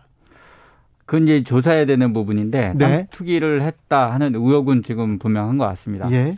지금까지 알려진 내용 어떤 내용이 나왔습니까? 너무 많은 내용이 나와가지고 좀 네. 복잡하다. 그런 사람들이 있어서요. 심플하게 저희가 의혹 제기한 부분하고 지금까지 이제 정부에서 드러난 거 이렇게 네. 기준으로 말씀을 드릴게요. 저희가 이제 의혹 제기한 거는 그 시흥시에 지금 광명 시흥 신도시 예정지구 10필지 토지 네. 23,028제곱미터 그 10필지를 이제 LH 직원으로 추정되는 그 열 몇 분이 네. 이걸 99억 4,512만 원에 예. 순차로 이렇게 취득을 한 것 같다. 네. 이제 공유로 예. 이렇게 이렇게 뭐 2명, 3명, 4명 뭐 이렇게 여러 명이서 7명이서 같이 취득하기도 하고 이렇게 취득했다. 그래서 시기가 2018년부터 2020년까지에 이르고 있더라. 신도시 발표 이전에 샀고요. 네. 근데 이제 그렇게 이제 저희가 의혹 제기를 했는데 이제 그 발표가 나고 나서 바로 직후에 같은 날 그 중에서 우리가 14명으로 얘기했던 분들 중에서 12명이 현직 직원. 12명은 퇴직한 직원이다. 네. 그러니까 얼추 맞은 거죠. 네. 그다음에 그 다음 날 우리 국토교통부에서 발표하기로 이제 10필지 다가 아니고 8필지가 현직 직원이 산 것이다. 네. 이제 이렇게 나왔습니다. 그래서 저희는 어떤 필지인지 아는데 하여튼 그 면적을 계산해 보니까 17,995제곱미터였어요. 조금 줄어들었지만 그 외에 4필지가 더 늘어났다는 거예요. 예. 네, 다른 데를 더 조사해 보니까 그러니까 이제 저기 면적은 모르지만 뭐 얼추 비슷하게나 더 많아졌거나 예. 그래졌을 것 같습니다. 아무튼 전현직 LH 직원들이 시흥 그러니까 신도시가 들어설 예정 지역에 지금 땅 투기를 했다는 게 사실로 드러나고 있습니다. 총리실에서는 합동조사단 꾸려가지고 이번에는 이 부동산 투기 뿌리 뽑겠다고 강한 멘트 계속 나오고 있습니다. 정부의 대처 적절하다고 보십니까? 우선 그 총리실 주도로 한 거는 저는 좀 적절했다고 봐요. 네. 왜냐면은 국토교통부가 이제 거기에 좀 관여되어 있는 주무부서죠. 예, 주무부서고 또 관리 책임인 부분이 있기 때문에 네. 관리 책임도 따져보기 위해서는 그보다 이제 상위의 기관이 이거를 조사를 하는 것이 맞겠죠. 네. 그런데 이제 국무총리실이 그 땅에 대해서 많은 정보를 갖고 있지는 않지 않습니까? 예. 그러니까 이제 국토교통부가 관장하고 있는 어떤 전산 데이터. 네. 이게 이제 지금 한국부동산원에 있거든요. 네. 그거를 이용을 해서 이제 명단 체크하고 하는 이런 정도의 역할은 국토교통부가 네. 주관해서 하고 또 그다음에 그 절러진 정보들을 가지고 이제 합동조사단에서 조사를 하도록 네. 예, 그렇게 하고 있어서 일단은 그 부분은 기초조사를 하기 위해서는 꼭 필요한 과정이었다고 생각이 됩니다. 네. 그다음에 이제 넘어가면 수사를 해야 될 영역들이 나오겠죠. 예. 그 부분은 이제 합동조사단의 조사만으로는 할 수가 없고 이제 강제수사도 하고 압수수색도 해야 되고 금융계좌 추적도 해야 되고 여러 가지 방법들을 동원해야 되기 때문에 그런 부분에서 이제 수사기구도 좀 그 합동수사본부로 네. 이렇게 개편이 된 것이 그 나름대로 그 시적절했다고 생각을 합니다. 경찰도 그리고 합동수사본부에서 수사를 열심히 하고 있는데 일부 언론과 야당에서는 검사들이 수사해야지 검사들이 수사 안 하니까 이 수사 실패할 것이다 이렇게 얘기 나오는 부분은 어떻게 보시는지요? 이건 너무 초기인데 이제 네. 이제 수사에 착수했거든요. 그러니까 네. 그 검경 수사권 문제는 이미 한 번 이제 국회에서 정리가 된 거잖아요. 네. 그러니까 그거로 논란을 벌 문제는 아니고 네. 우리가 이제 뭐 어떤 고양이든 뭐 흑묘든 백묘든 예. 그 쥐를 잘 잡으면 되지 않습니까? 예. 예, 결국 그 수사를 잘하라는 것이 목적이기 때문에 네. 그런 부분에 현행 제도를 가지고 잘 활용하고 효율적으로 적시에 수사에 들어가는 것. 그다음에 이제 그 수사가 독립성 있게 수사되는 게 되게 필요하거든요. 네. 그래서 기존의 1차 조사 결과는 하나의 기초 자료에 불과한 거예요. 예. 그 수사의 단서에 불과한 거고 그거에 구애받지 말고 이게 독립적으로 철저하게 수사를 하면 국민들한테 신뢰를 받을 수 있을 거라고 생각합니다. 2507님께서 고생하셨어요. 심증은 40년 전에도 있었어요. 그러게요. 국토부나 이게 그 공무원들이 땅 사고 개발지에다 투기한다 이런 심증은 40년 전에도 있었습니다. 10년 전, 20년 계속 있었습니다. 이번 조사 기간은 5년이고 박근혜 정부 기간까지 포함하기로 했습니다. 그런데요. 1기 신도시 계획이 89년이었나요? 그때 분당 일산 신도시 나왔을 때 그때도 굉장히 대대적인 수사를 했던 것 같은데 자 조사 기간 5년 그리고 조사 기간 동안 이렇게 수사를 한다. 이 부분에 대해서는 어떻게 보시는지요? 이 부분은 지금 이제 박근혜 정부 기간은 그 기간에 대부분의 네. 그 신도시와 관련된 계획들이 그때는 없었던 기간이에요. 예. 근데 이제 그러니까 이제 그 땅 투기는 예상을 하고 할 수는 있었겠지만 박근혜 정부에서 본격적으로 신도시 사업을 막 하고 추진하거나 그러진 않았거든요. 예. 그 전에 이제 이명박 정부 때 많이 했었죠. 네. 올해 이제 해제되는 그 상황이었습니다. 박근혜 예. 정부 때는. 그런데 이제 조사 기간을 그렇게 한 거는 그 신도시마다 그 신도시 지정한 기간이 좀 다르기 때문에 편차가 있잖아요. 네. 그러니까 일정 기간 앞에까지 먼저 좀 철저하게 살펴보겠다 하는 의미로서 한 거고 그걸 10년으로 늘린다고 해서 이 문제가 쉽게 잘 조사가 되는 건 아니라고 생각해요. 예. 이명박 정부의 뉴타운 그리고 개발 사업 계속 있었습니다. 그때마다 네. 투기 얘기가 나왔는데 그때는 검찰이나 경찰 수사가 없었거든요. 네. 그때는 이제 그런 수사는 대대적인 수사는 없었고요. 예. 그 전에 이제 노무현 정부 때나 예. 그 이전 정부 때는 이제 있었죠. 그럴 때마다 한 번씩 큰 신도시를 지으면 꼭 부동산 투기 문제들이 이렇게 문제가 돼가지고 이렇게 대대적인 수사들을 했었습니다. 예. 근데 이번에 그거를 미리 사전에 좀 점검을 하고 들어갔었으면 더 좋았을 텐데 네. 그거를 못한 건데요. 네. 지금이라도 이런 그 점검을 하는 거는 꼭 필요하다고 생각을 합니다. 아까 변호사님이 정부 합동조사단과 또 다른 수사기관의 강제 수사 필요하다고 얘기했는데요. 어떻게 수사를 하면 좀 더 효과적으로 수사를 할 수 있을까요? 글쎄요. 이제 그 수사라는 거는 기본적으로 아까도 얘기했지만 수사 주체는 중요한 문제이긴 합니다.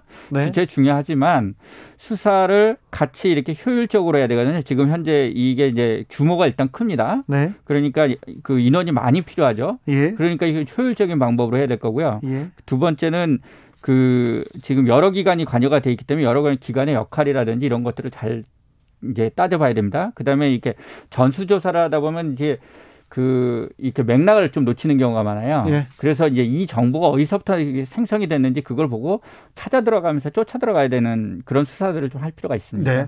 국민들은요. 네. 이번 신도시 예정지에 투기한 것만 잡지 말고 이 기회에 부동산 공직자들의 부동산 투기는 뿌리 뽑아야 된다, 엄벌해야 된다 이렇게 생각하고 있습니다. 그런데 현행법만으로는 공무원의 부동산 투기 근본적으로 막을 수 없다는 지적도 계속 나오고 있습니다. 좀 현행법의 한계는 무엇인지요? 지금 이제 현행법은 공공주택법이나 이런 거는 이제 공공주택 지정과 관련된 이제 직무상으로 취득한 정보 이런 것들을 비밀 정보를 이제 누설했을 때 다른 사람이 이용해 목적외로 사용하거나 누설했을 때 이렇게 이제 처벌하게 돼 있거든요. 네. 그러다 보니까 이제 이 직무상 요걸 취득하게 되는 범위가 좀 사람이 적겠죠. 그렇죠. 그다음에 또 부패방지법은 또 업무상 비밀이라고 해서 그 업무상 비밀을 취득한 사람 이렇게 돼 있어서 업무상 비밀을 취득하는 것이 직무상으로 취득하는 것이 그 범위도 좀 좁아요. 그러다 보니까 범위를 좁게 설정하고 공직자를 처벌하겠다. 위반한 공직자 이렇게 돼 있다 보니까 이거를 이제 받는 사람 쪽은 처벌하지 않는 그 부분이 있어요. 그리고 그 공직자가 그 옆 부서 그리고 옆 친구들한테 얘기해 주는 거 그 사람들은 안 걸릴 가능성이 있잖아요. 그렇죠. 네. 그러니까 그래서 너무 비밀을 가지고 이렇게 전달이 됐느냐 이렇게 따져보면 이게 처벌할 범위가 굉장히 줄어드는 위험이 있어요. 예. 그래서 이제 앞으로 차제 이제 이 문제들을 개선하는데 좀 모델이 될 수 있는 거는 자본시장법이에요. 네. 자본시장법은 이제 상장 회사나 이런 회사들이 미공개 중요 정보 그러니까 이제 주식을 사고 팔고 하는데 중요한 판단의 기초가 되는 중요 정보 있잖아요. 이익을 얻거나 또는 손실을 회피하거나 할 수 있는 정보. 이런 정보들을 이제 로서 이제 일반인들한테 공개돼 있지 않은 거. 이런 정보를 몰래 건네줘 가지고 이걸 이제 그걸 가지고 이제 주식을 사거나 하면은 이거를 이제 사거나 팔거나 이러면은 이제 그거에 대해서 처벌하는데요. 받는 사람 쪽도 처벌합니다. 받아서 이용하는 쪽에서도 처벌하기 때문에 처벌해야죠. 네. 그리고 그걸 가지고 이익도 환수해요. 벌금을 이제 투기이익에 그런 이제 정보를 얻어서 발생한 수익 또는 회피한 손실의 3배에서 5배까지 벌금을 병가하거든요. 네. 그러니까 이제 그런 것으로서 이런 경제적 이익을 박탈함으로써 이런 동기를 제거를 하는 거죠. 이익을 봤을 경우 3배, 5배. 이익을 안 봤을 경우 나는 이익 안 봤어. 그럼 투기해도 되는 건가요? 아니죠. 이익을 안 봤을 때도 저희도 이제 그래서 이제 저희가 제한하는 부분에서도 그 벌금의 일정한 부분은 좀 부과하는 게 필요하다고 생각을 해서 징역형 또는 벌금 이런 부분을 선택할 수 있도록 이렇게 제가 어제 우리 심상정 의원을 통해서 민변 참여연대가 모여서 법안 개정 필요하다고 했죠. 어떻게요? 그러니까 지금 말씀드린 건데요. 네. 지금 미공개 중요 정보를 이용해서 이제 처벌 수위를 좀 그런 거래에 대해서 그리고 정보 제공한 사람, 그다음에 정보를 받아서 이용한 사람, 이용해서 거래한 사람 이런 사람들 다 처벌할 수 있도록 그렇게 했고요. 형량도 좀 높였습니다. 징역 1년 이상 또는 50억 이상이면 무기 또는 5년 이상 징역. 그다음에 5억 원 이상은 3억 원 징역 3년 이상 징역 이런 것들을 할 수 있고 벌금도 병가할 수 있게. 변호사님. 네. 근데 어제 기자회견 나오고요. 그리고 이제 부동산 투기 엄벌하겠다 얘기 나오는데 부동산 업자들 그다음에 브로커들 그런 사람들이 그냥 웃더라고요. 이게 실효성이 있을지 현실적으로 부동산 투기를 제어할 수 있을지 요것만 가지고 제어할 수는 없죠. 그러니까 이제 예를 들어 비밀 정보가 유출이 되는 거 요것만 가지고 투기를 제어한다는 거 말이 안 되고요. 네. 지금 예를 들어 이제 투기 같은 거 할 때 우리가 제일 많이 이용하는 게 뭐냐면 농지 같은 거야. 농지 같은 거 취득을 하면서 그 농지가 이제 투기의 목적으로 이용이 되거든요. 그렇죠. 그런 부분들을 찾아 들어가서 이 농지를 허위로 취득하는 거. 공무원이나 그리고 농사를 짓지 않는 사람들이 농지를 가지고 있고 그걸 가지고 투기에 이용하려고 한다. 토지를 가지고 있고 그걸 가지고 처벌해야 될 거 아닙니까? 네. 그래서 이제 직접적으로 이제 토지를 취득하는 걸 제한하는 거는 좀 범위가 좀 좁을 수는 있어요. 왜냐하면은 일반인들이 토지를 취득하면서 공무원은 토지를 아예 취득하면 안 된다. 이렇게 하기가 또 쉽지 않은 부분이 좀 있거든요. 근데 그래서 이제 어떤 범위를 좀 정해야 될 것 같아요. 그런 이해상충이 있는 그런 공무원들, 이런 공무원들을 좀 범위를 정해놓고 그들은 이런 거를 취득하면 안 돼. 이런 어떤 1주택 이상의 다른 거를 취득하면 안 돼. 뭐 이런 어떤 그 행위 규범을 만들어 놓는 것이 좀 필요하다고 생각합니다. 이거는 이해상충이라는 관점에서 보고 하는 거예요. 국토부나 참 LH공사 그 공무원들한테 이런 그 이해충돌 방지법이 작동되지 않는 것 자체가 진짜 의아합니다. 윤미정님은 이런 의견 주셨어요. 매번 수사한다지만 처벌도 제대로 안 되고 비리는 더 판치고 정말 비리는 없어질 수 없는 건지 정당하게 사는 사람만 호구되는 세상 같아요 하면서 안타까움을 전했습니다. 흩날리면님께서는 국회는 법 빨리 만들고 소급 적용해서 다 특이한 사람들 다 거지 만들어라 이렇게 얘기합니다. 어제 양양자 민주당 의원께서 네. 강력한 이해충돌 방지법 입법 추진하겠다고 했는데 대책이 될 수 있을까요? 네, 저는 뭐 이해충돌 방지법은 그동안에 계속 그 참여연대에서 이 제정을 요청을 했었습니다. 우리 민변 참여연대 계속 요청을 했는데 그 부분에 대해서 그동안에 좀 국회가 소극적이었거든요. 네. 국회의원도 이제 그 부분에서 걸리는 부분이 있어서 그러셨던 것 같아요. 네. 그러다 보니까 논의 소극적으로 했는데 이번에 이게 문제가 되면서 이제 사회적 요청이 있게 되니까 이 부분에 대해서 좀 적극적으로 이제 국회의원들도 좀 방향을 선회해서 지금 논의를 하는 것 같습니다. 네. 정부와 LH 관련자가 3기 신도시 땅에 투기했다는 의혹을 제기하면서 전수조사를 요구하는 글이 이미 2년 전 청와대 국민청원 게시판에 올라왔다는 사실이 알려져서 화제가 됐는데요. 자, 공무원의 투기. 어제 오늘 일이 아닙니다. 자, 이제는 바로 잡아야 됩니다. 재발 방지를 위해서 어떻게 해야 된다고 보십니까? 어떤 식으로 이 사건이 마무리돼야 된다고 보십니까, 변호사님? 제가 뭐 그걸 다 제안할 수 있는 사람은 아니고요. 우선은 저희들이 이제 이번 주부터 계속 얘기를 하는 게 이제 제도 개선에 대한 그 방향성들 좀 그 찾아보자. 네. 이런 말씀들을 지금 계속 하고 있습니다. 우선은 수사는 수사대로 철저히 해야 되겠죠. 그러나 수사의 결과로서 그냥 몇 사람 때려잡는 거로 이것이 끝난다면 이 문화나 제도가 고쳐지지 않고 시스템 그대로 있는 상태에서 계속 또 지나가는 거거든요. 그럼 예. 몇 년 후에 또 이런 일이 또 벌어집니다. 계속 역사가 반복되고 있지 않습니까? 네. 그래서 이 제도를 고쳐야 되는 건데 우선은 감독 시스템을 좀 고쳐야 될 것 같아요. 네. 그래서 지금까지 보면 신도시 뭐 건설하거나 뭐 이렇게 하면서 사전에 검사 같은 것들 안 하거든요. 그래서 공무원들이 그런 관련 공무원들이죠. 관련 공무원들이 이렇게 부동산 투기나 이런 것들을 할 위험성들을 방지하기 위해서 부동산 거래에 대해서 사전 신고제 혹은 또는 사후 신고제 이런 것도 신고를 계속 주기적으로 하게 하면 네. 그런 부분까지 검증을 할 수 있잖아요. 네. 예, 그런 제도를 제안을 했고요. 그다음에 지금 이제 강력한 처벌 규정 이런 것들이 지금 자본시장법에 준하는 미공개 정보의 이용행위에 대한 처벌과 그다음에 이익 환수 이런 것들의 제도들을 좀 이번에 신설을 하고 그다음에 농지 그냥 놔두면 안 됩니다. 농지는 네. 계속 투기의 온상이 되고 있거든요. 네. 경자 유전의 원칙이 있고 그 경자 유전 원칙이 너무 허물었기 때문에 이런 지금 투기로 이용되는 부분들이 있어요. 그래서 그 농지법을 개정하고 그다음에 그것뿐만 아니라 농지와 관련돼서 양농을 하지 않는데도 거기에 대해서 손실 보상을 해주는 거 이거 말이 안 되죠. 예. 예. 그 보상제도 좀 고쳐야 됩니다. 그래서 농민들한테는 해야 되는데 외지인들이 네. 받고 있기 때문에. 그렇죠. 그건 말이 안 되는 거죠. 영농을 제대로 하지 않는데 거기에 대해서 보상을 한다. 나무 심었으니까 보상한다. 그건 말이 안 되거든요. 네.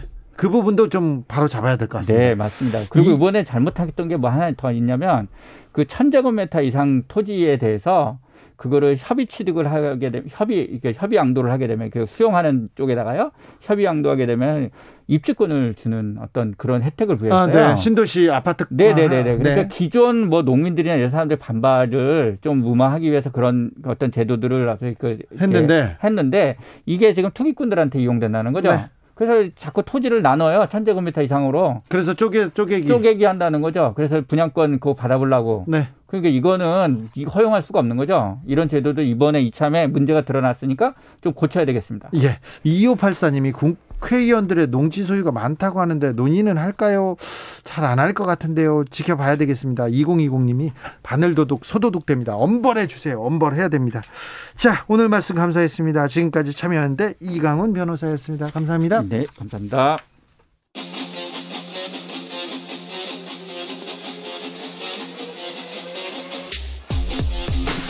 진짜가 나타났다. 악마 기자 주 기자가 전해주는 지옥에서 온 실사. 주진우 라이브.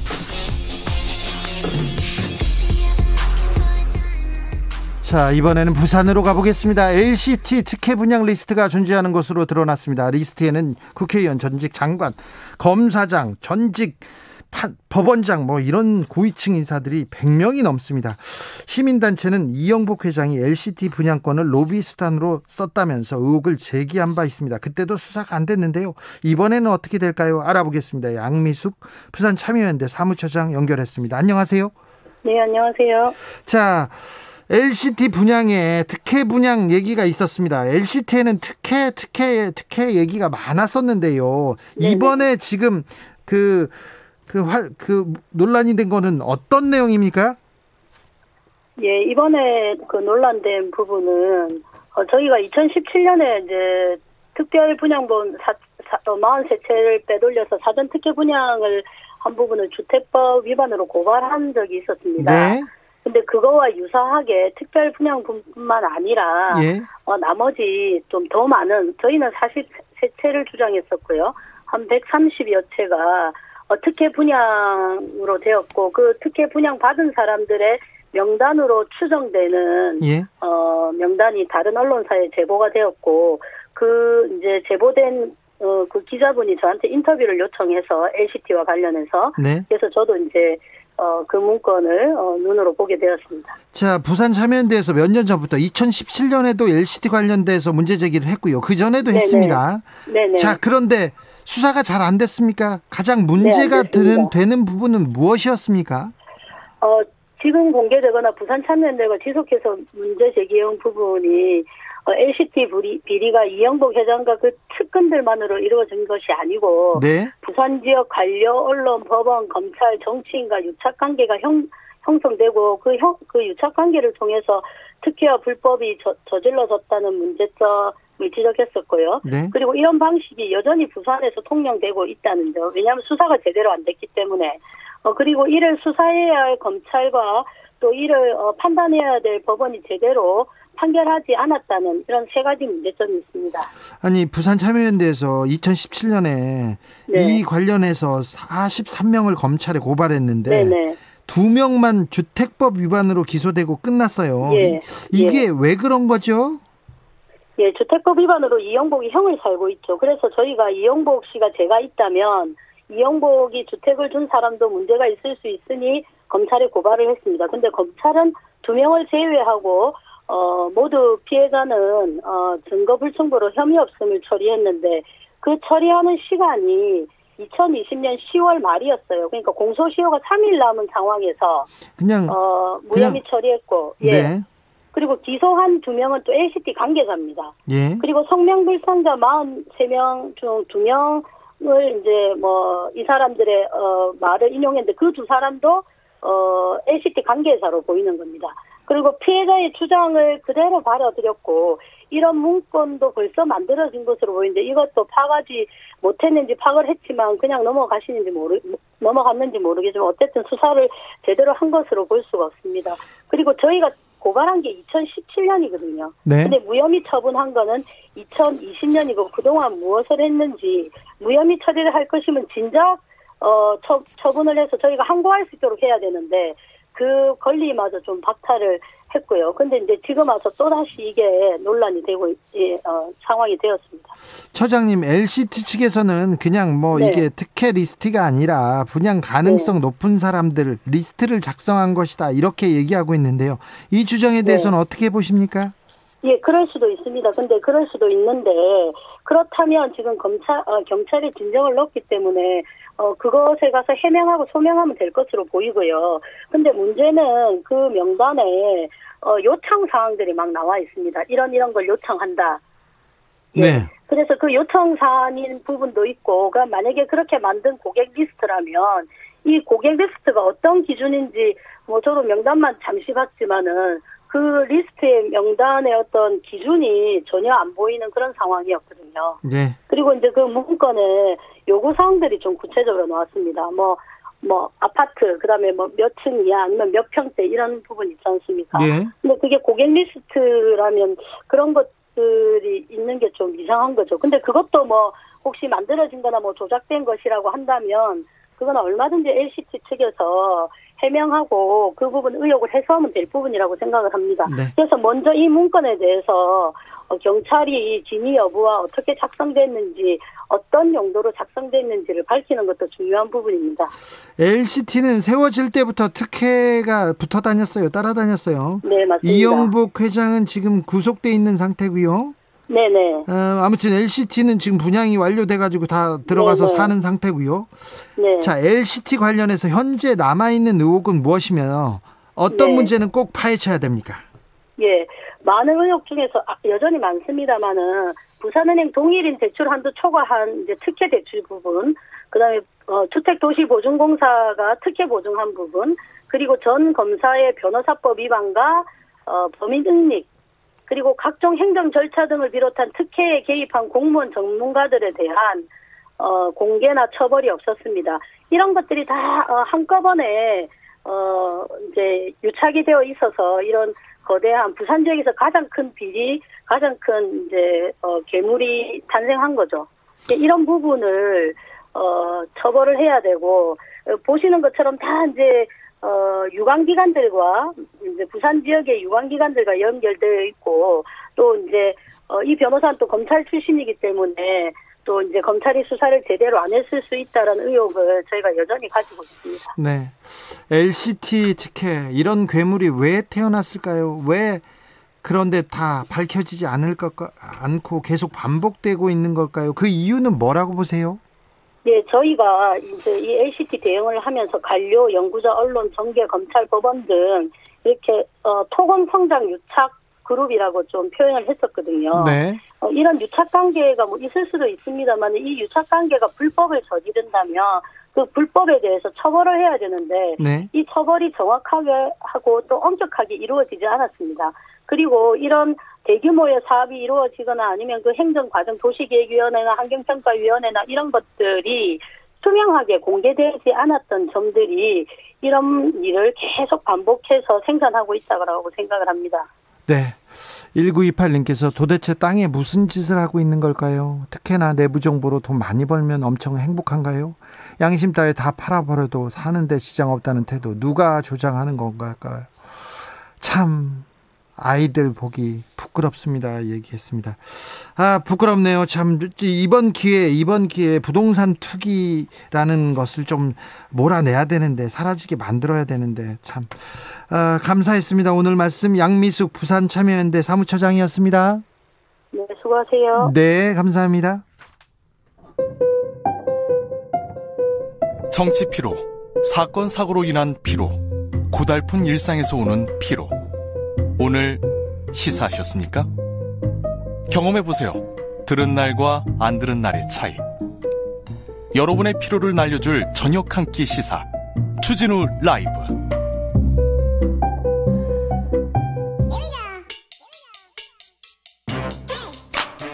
뉴스를 향한 진지한 고민, 기자들의 수다. 라이브 기자실을 찾은 오늘의 기자는 은지옥이요. 시사인 김은지입니다. 자, 첫 번째 준비한 뉴스는 뭔가요? 박범계 법무부 장관이 한명숙 전 총리 위증교사 사건 의혹을 살펴보고 있다고 합니다. 대검이 무혐의 처분했잖아요.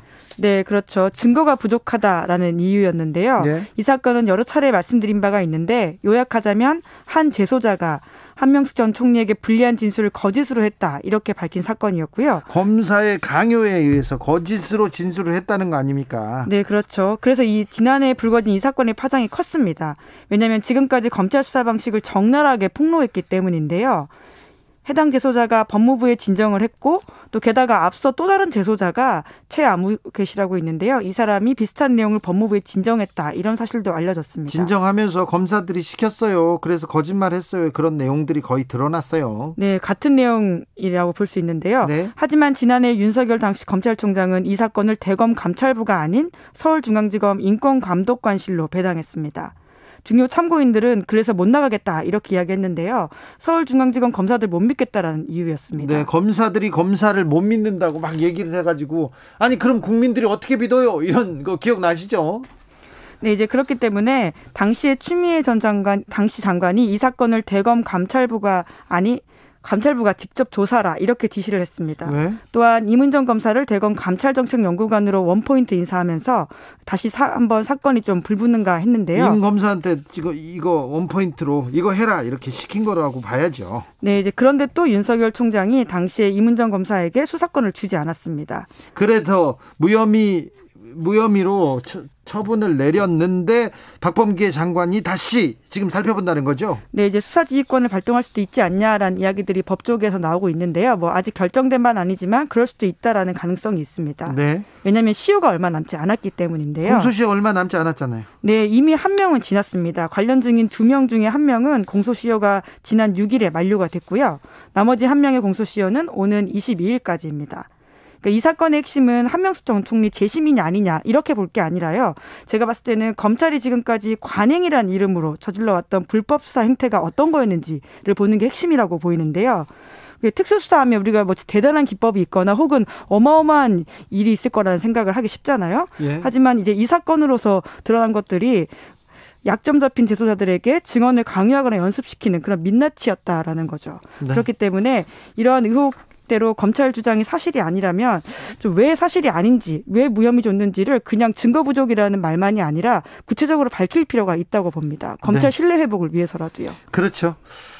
당시는 한명숙 전 총리가 가장 유력한 서울시장 후보였는데 특수 2부에서 열심히 수사를 합니다.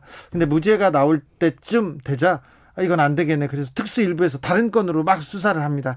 거기에서 잘 안 되니까 재소자를 불러서 중요한 내용은 다 수사가 끝났어요. 그런데 재소자를 그 주요 증인과 같이 교도소에서 간방을 쓰고 있는 다른 사람을 불러서 이렇게 진술하라고 예행 연습을 했다는 거 아닙니까? 이거는 좀 검사님들 너무했잖아요. 부끄럽잖아요. 네, 그러니까 그것이 특수수사의 민낯이라고 한다면 이런 수사는 정말 없어져야 된다라는 것들이 이번에 나왔던 것들인데요. 의혹이라면 밝혀져야죠. 그런데 이게 재소자들한테 감옥에 가 있잖아요. 검사가 사실상 하늘이에요. 너무 무섭죠. 그런데 자 불러다가 커피도 먹이고 밥도 먹이고 야 감옥에 있을 때 편히 좀 봐줄게. 그러면서 부르지 않습니까? 그러면은 재소자들이 거의 그 말을 바꾼다고 합니다. 이걸 특수부에서 잘 이용했다는 거 아닙니까? 네, 그렇죠. 왜냐하면 그 사람이 목숨줄을 쥐고 있고 기소를 할지 말지 혹은 기소를 하더라도 낮은 혐의로 해줄지 그렇죠. 앞으로 구형을 하더라도 얼마나 세게 할지 이런 것들이 모두 검사에게 달려있는 이슈이기 때문에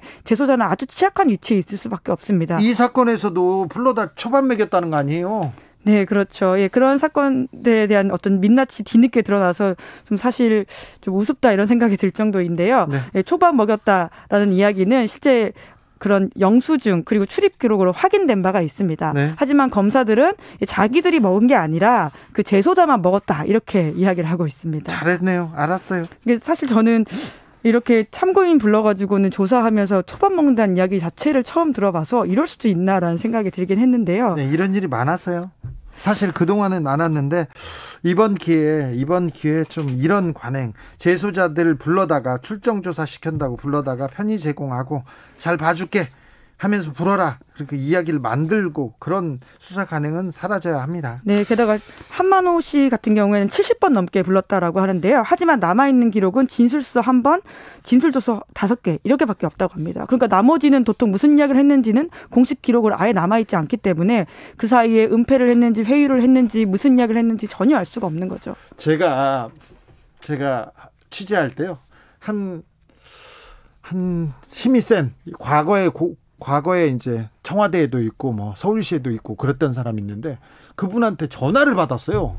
아니 어떤 일이세요? 구속돼 있는 사람한테 전화를 받은 거예요. 구속 상태일에 전화를 했다고요? 네. 어떻게 있어요? 잘 있어. 그러면서 한번 놀러 와 그러더라고요. 놀러 와라고 했는데 어디로 간지 아세요? 검사방으로 놀러 갔어요. 검사방에서 제가 갔더니 뭐 마실 거야 이렇게 커피? 아니 저 커피 안 먹습니다. 콜라 시켜다가 갖다 주고. 검찰청이 카페인가요? 그런 경우가 있었어요. 지금껏 많았어요. 그런데 이런 경우도 좀 사라져야죠. 콜라를 바로 주문해 주더라고요. 재소자가 검사실에서 네. 콜라를 시켜줬다. 네, 그분은 가끔 주진우 진행자에게 네, 명절 때나 새해에는 새해 인사 전화 오고 그랬었어요. 네, 그런 일이 있었습니다. 검사들이 정말 황당한 이야기네요. 검사들이 뒤에서 뒤를 봐줘서 그게 가능한 일이었어요. 어떤 검사님 얘기인지 아시죠, 검사님? 네. 그러니까 이건 정말 관행이라고 할 수 없는 잘못된 불법입니다. 네, 네. 그럼요. 다음 뉴스로 가볼까요? 네, 이른바 라면 형제 사건이라 불렸던 일이 있었는데요. 그렇죠. 라면 형제 6개월 전에 엄청나게 떠들썩한 사건 아닙니까? 네, 이제 그런데 라면 형제가 실제로 라면 형제가 아니었다 이런 사실이 밝혀져가지고 또다시 한번 논란이 된 적이 있습니다. 네, 라면을 끓이던 형제가 날벼락을 맞았다. 근데 라면이 아니었다고요? 네, 이제 그러니까 그 당시 사건이 네. 첫 번째 보도가 말씀처럼 라면 끓이던 형제 날벼락 코로나 시대의 비극이라는 제목으로 경인일보가 보도를 했는데요. 네. 그러면서 이 사건이 라면 형제라고 명명되기 시작했습니다. 네. 그 기사 내용들을 보면 평소라면 학교에 있어야 했을 점심시간 평일에 초등학생 형제 단 둘이서 집에서 라면 끓이던 중에 불이 나서 크게 다치고 주위에 안타까움을 샀다. 이런 식의 내용이었는데요. 코로나 시대가 빚은 참변 이렇게 해가지고 떠들썩 괜찮습니까? 네, 하지만 지난해 12월 경찰 수사 결과 화재 원인은 당시 10살이었던 형의 실화였다라고 합니다. 해당 어린이가 화재 당시에 주방 가스레인지를 켜둔 상태에서 휴지를 가까이 갖다 댔고 그것이 큰 불로 이어졌다라고 하는데요. 그러니까 형이 불장난하다가 지금 난 거예요? 예, 물론 뭐 돌봄의 공백이라는 측면에서는 맞는 말이긴 하지만 라면을 끓였다라는 것은 팩트가 아니었다라는 것인데요. 네. 예, 그래서 당시 오보 논란이 있자 경인일보 쪽에서는 미디어오늘에 이런 입장을 밝히기도 했는데 뭐라고 했어요? 화재 원인에 대한 경찰 조사 결과가 나왔다고 해서 사고의 본질과 의미가 훼손되어서는 안 된다. 어딘가에 존재하는 돌봄 서비스 사각지대를 없애기 위해 노력하겠다. 이렇게 말했다고 합니다. 아니 돌봄이 좀 부족했다는 건 알겠는데 근데 라면도 없고 이거는 아예 오보지 않습니까? 네, 그 사건 초기에 소방당국이 이제 그런 추정을 한 바가 있는데 그걸 너무 단정적으로 기사를 쓰면서 아예 사건 자체가 그렇게 명명이 됐고요. 게다가 이것을 검증 없이 받았었던 다른 언론들의 문제도 분명히 있습니다. 엄청 많지 않습니까? 그거 다 받았었잖아요. 네, 이제 게다가 그때는 또 아이들의 엄마를 타깃으로 한 보도도 꽤 많았거든요. 그렇죠. 엄마가 집 비우고 뭐 했냐, 뭐 이런 식의 굉장히 마녀사냥 같은 보도도 꽤 있었는데요. 네. 부모에게 모든 사고의 책임을 돌리기에는 한국 사회와 학교의 관리 책임 그리고 국가의 보육 시스템 부재 이런 것들이 있었는데 오로지 엄마만 탓하는 보도들이 꽤 있었습니다. 그래서 그 엄마는요 고발당해가지고 검찰에 조사받았어요. 네, 지금 수사가 좀 되고 있는 상황이라고 하는데 네. 근데 뉴스타파가 이 사건이 보도된 이후에 처음으로 아이들의 엄마를 만나서 직접 이야기를 들었다라고 합니다. 그랬더니 큰형이 불장난하다가 이렇게 불을 냈군요. 라면이 왜 나왔죠? 그런데 그러니까 화재 당국에서 처음에 소방을 갔을 때 이제 그런 추정을 했었고 그런 워딩이 나오자 그걸 단정적으로 그냥 써버린 거죠. 그래서 화재가 난 초기에는 수사가 제대로 되지 않았기 때문에 그걸 잘 모르잖아요. 그러니까 이런저런 추정들이 있었는데 그걸 그냥 그렇게 제목처럼 써버렸습니다. 정말 엄청난 오보입니다. 엄청난 오보. 참 이거 어떻게 풀어야죠? 이 네. 문제를 어떻게 풀죠? 검증 없이 받았었던 언론도 문제가 분명히 많고요. 네. 예, 게다가 이 사건의 본질은 형제의 엄마 또한 가정폭력 피해자였다라는 사실이 있는데요. 그러니까 네. 이런 대물림되고 있는 돌봄의 공백 그리고 악순환 이런 것도 좀 볼 필요가 있어 보입니다. 참 부모 치료도 중요한 부분입니다. 이 부분에. 그래서 아동학대 관련해서는 이 부모들의 정신 상태 그리고 경제 상태 이런 부분도 꼼꼼하게 챙겨야 됩니다. 네, 그렇습니다. 2019년 감사원 자료에 따르면요. 학대 행위자의 교육, 치료 이런 것들이 미흡하다라는 지적이 있었는데요. 실제로 감사원이 모니터링한 아동학대 자료를 보면 그 교육 치료가 뭐 10건 중에 9건은 이뤄지고 있지 않다라고 합니다.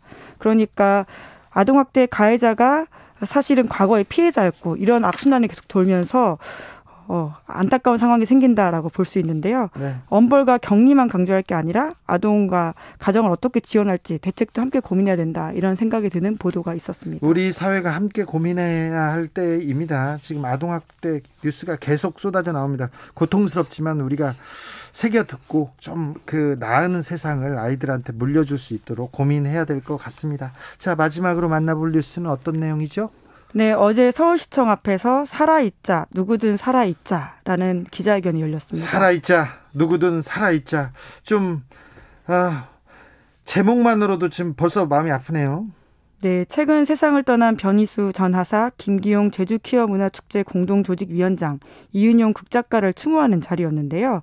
이들은 LGBTQ, 그러니까 레즈비언, 게이, 바이섹슈얼, 트랜스젠더, 퀴어라고 불리는 성소수자입니다. 네. 사회와 맞서다가 사회의 차별과 맞서다가 최근에 스스로 세상과 이별한 사람들인데요. 우리 사회의 차별, 멸시 굉장히 큽니다. 네, 이 부분에 대해서는 굉장히 아픕니다.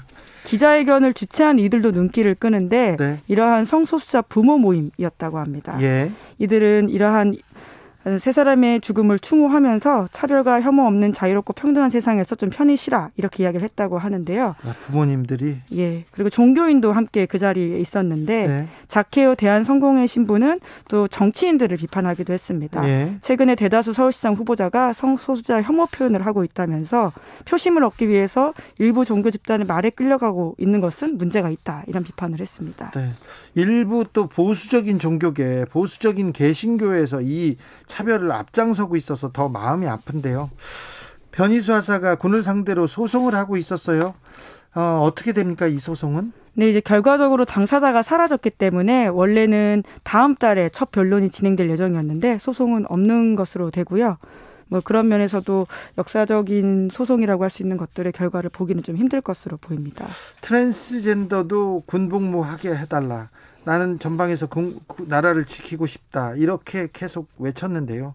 트랜스젠더 군복무 허용하는 나라가 많이 있지 않습니까? 미국을 비롯해서. 네, 그렇습니다. BBC 보도에 따르면 전 세계적으로 이러한 나라들이 19개국이라고 하는데요. 유럽에서는 우리가 이름 들어본 많은 나라들이 있습니다. 독일, 프랑스, 네덜란드, 노르웨이, 스페인, 스웨덴, 북유럽 국가들은 다 있고요. 영국도 있습니다. 예. 그리고 이스라엘도 그렇다라고 하고요. 네. 호주, 뉴질랜드, 캐나다도 그렇다고 합니다. 네. 아시아에선 태국이 그러한 상황이라고 하고요. 미국도 정권에 따라서 약간 다르긴 했지만 최근에 조 바이든 대통령이 트랜스젠더의 군복무를 허용하는 행정명령에 서명을 하면서 이렇게 이야기했습니다. 미국이 포괄적으로 모두를 포용할 때 이 나라는 더 강해진다. 군도 예외는 아니다. 이렇게 말했다고 합니다. 네. 주 기진님께서 다 인정하자. 우리 이웃이다. 그러면 네, 차별을 금지해야 됩니다. 차별을 넘어서야 됩니다. 기자들의 수다, 지금까지 시사인 김은지 기자 함께했습니다. 감사합니다. 네, 감사합니다. 교통정보센터 다녀올게요. 이승미 씨. 네, 이 시각 교통 상황입니다. 중부 내륙고속도로 창원 방향으로 퇴근 정체보다는 돌발 상황으로 밀리고 있습니다.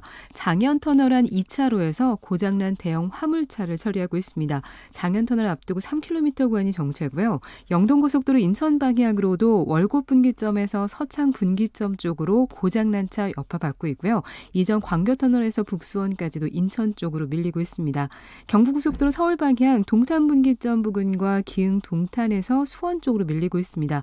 양재에서 반포까지도 막히고 있고요. 부산 방향 한남에서 서초까지 4km 구간, 신갈에서 수원 쪽으로 2km 정체가 되고 있고, 평택 시흥고속도로 시흥 방향으로는 송산 마도 부근에서 송산 휴게소를 지나서까지 밀리고 있는데요. 10km 구간이 정체입니다. 서양고속도로 서울 방향은 매송 휴게소부터 용담터널까지 막히고요. 금천부터는 서부간선도로 성산대교까지 정체 이어집니다. KBS 교통정보센터였습니다.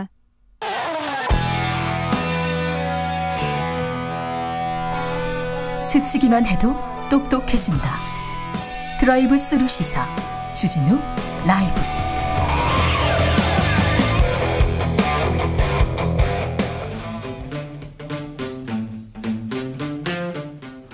청년이 보고 듣고 느끼는 요즘 우리 사회, 그것이 궁금하다. 청년에게 묻는다. 요즘 뭐하니? 프로게이머 출신 유튜버 황희두 씨, 어서 오세요. 네, 안녕하세요. 잘 지내셨어요? 예, 잘 지내고 있습니다. 자, 오늘 준비한 얘기는 뭔가요? 예, 먼저 준비한 주제는 지금 LH 직원들의 투기 의혹 여파가 지금 2030 청년들한테까지 엄청나게 퍼지고 있습니다. 청년들의 반응 어떻습니까? 일단 엄청난 분노가 이어지고 있고, 뭐 상대적 박탈감, 배신감, 그리고 불신, 무력감, 이런 반응들이 대부분이었습니다. 네. 그래서 일단 인터넷의 전체적인 반응을 봤을 때는 현 정부를 향한 비판적인 댓글들도 있었는데요. 뭐 홍남기 총리랑 그다음에 홍남기 부총리랑 변창흠 장관부터 투기 조사해보자. 등잔 밑이 어둡다. 뭐 고개 그만 숙이고 신도시 지정 취소해라. 뭐 개발 제한 구역으로 다시 묶어라. 이런 반응도 있었고 뭐 현 정부뿐만 아니라 사실은 이게 전체적인 그 여태까지 불신이 좀 쌓여 있다고 보는 댓글들이 많았는데요. 뭐 LH 본사 가서 뭘 확인하겠냐. 일 터졌을 때만 이렇게 사과하지 말고 평소에 제대로 관리해야 되는 게 기관장들의 역할 아니냐. 뭐 그리고 청년들이 지금 투기학원을 다녀서라도 부동산 투기를 해라. 이게 약간 지금 현 상황을 좀 비꼬는 듯한 그런 비판적인 목소리도 있었습니다. 그렇죠. 그렇죠. 좀 안타까워요. 청년들한테 이런 뉴스를 보여주고 이 사회가 그렇게 공정하지 않다. 열심히 노력하는 것보다 이렇게 투기로 한몫 잡으면 된다. 이런 사람들을 보여주는 것 자체가 건강하지 않다는 건데요. 예. LH 신입사원은 이걸로 잘려도 땅 수익이 평생 월급보다 많다. 이런 내용을 적어놓고 있으니 이게 참 그러니까 안타깝습니다. 이게 반응을 보면은 나 혼자 힘든 거는 얼마든지 견딜 수 있다. 그런데 다른 사람이 말씀 주셨듯이 이렇게 터무니없는 짓들을 하면서 돈을 많이 버는데 그걸 어떻게 우리 보고 참으라고 하냐. 이런 반응들이 되게 많이 보였습니다. 그러니까요. 작년부터 부동산 투기, 그다음에 주식, 비트코인, 그다음에 이런 데서 또 공무원들이 투기하는 걸 보니 청년들이 힘 빠지고 화날만 하지요. 예, 심지어 그 내부에서 입단속까지 하려는 정황이 또 폭로가 되면서 네티즌들의 분노는 진짜 걷잡을 수 없이 지금 커져가고 있는 상황인데요. 예? 청년들 커뮤니티 반응을 좀 요약해 봤는데 일단 전체적으로 앞서 보셨던 반응들과 거의 흡사하게 대부분 다 비판적인 목소리들이었고 중요한 거는 일부 LH 직원들로 보이는 사람들도 여기에 반응을 보였다는 겁니다. 네. 뭐 우리들이 공부한 걸 토대로 부동산 투자한 건지 아니면 저렇게 계속 제기하듯이 투기를 한 건지는 법원이나 검찰에서 판단할 사안이다라는 글도 있었고 또 다른 직원으로 보이는 사람은 요즘 영끌하면서 부동산에 몰리는 판국에 LH 1만 명 넘는 직원들 중에 광명에 땅 사둔 사람들이 이번에 얻어 걸렸을 수 있다. 무조건 내부 정보를 악용한 것 마냥 시끌시끌하다는 반응에 대해서 또 이렇게 지적을 하는 댓글도 있었습니다. 모렴치한 사람들도 있는 것 같은데 언제부턴가 투자든 투기든 돈만 벌면 된다. 이게 청년 사회에서도 청년 커뮤니티에서 너무 좀 주목을 받고 있어서 좀 안타깝습니다. 예, 맞습니다. 그래서 오죽하면은 지금 너무 화가 나서 집회 열리면 당장 나가고 싶은 지경이다. 이런 얘기들도 있는데 코로나 시기라서 되게 아쉬워하는 사람들도 많이 있었고요. 이게 그 보수 커뮤니티에서는 이 LH에 대한 비판과 문재인 정부와 민주당 의원들을 향한 지적들이 대다수였습니다. 대략 지금 어쨌든 대통령만 바뀐다고 이게 하루아침 해결할 수 있는 문제는 아니다라는 의견들도 많이 보이는 상황인데 어찌됐든 중요한 것은 이 문제에 있어서 뭐 여야 할 거 없이 다 관심을 가져야 될 상황이라고 생각합니다. 조성빈님께서 이해충돌 방지법 너무 약합니다. 그러니까 땅 투기하다 해고돼도 그게 낫다는 소리가 나오는 거 아닙니까? 얘기합니다. 지금 법은 공무원 이익 충전법 같습니다. 얘기했는데 이 말에 공감하는 분들 많이 있을 거예요. 지금 현행법으로 부동산 투기를 막을 수 있다고 고개를 갸우뚱하는 사람들이 많을 것 같습니다. 청년에게 보다 난 미래를 위해서 지금 기회이기도 합니다. 이 지금부터는 자 공무원이 부동산 투기하면 패가망신한다는 걸 보여줘야 됩니다. 일반인도 부동산 투기하다가 패가망신할 수 있다는 걸 보여줘야 됩니다. 자, 기대해 보겠습니다. 다음은 어떤 얘기 만나볼까요? 네, 직장 상사가 내 SNS 계정을 팔로우한다면 그건 갑질일까요, 아닐까요? 듣기만 해도 이거 끔찍하다. 자, 황희두 씨, 네. 직장 상사가 자 SNS 팔로우한다, 인스타 팔로우하고 좋아요 막 누른다. 이거 어떻게 생각하십니까? 저 되게 많은 의견들이 있는데 저 개인적으로는 그 계정을 안 쓸 것 같습니다. 그래요? 저도 페이스북 처음 만들었을 때 직장인 동료들하고는 이걸 친구 이렇게 안 했어요. 저도 하고 싶은 사람이 있거든요. 팔로우시 맺고 싶은 사람이 있는데 절대 안 하는 사람들이 있습니다. 자, 주변 사람들이 있지 않습니까? 예. 자, 이건 갑질인가요, 아닌가요? 청년들은 어떻게 봅니까? 예, 이거에 대해서 청년들과 기성세대들, 특히 이제 간부급 인사들과 의견이 완전히 다른 모습을 볼 수 있었는데요. 간부들은 뭐라고 합니까? 예, 간부들 입장에서는 일단 이게 왜 문제이냐, 약간 이런 반응들이 많았습니다. 그래요? 예, 이게 그렇지.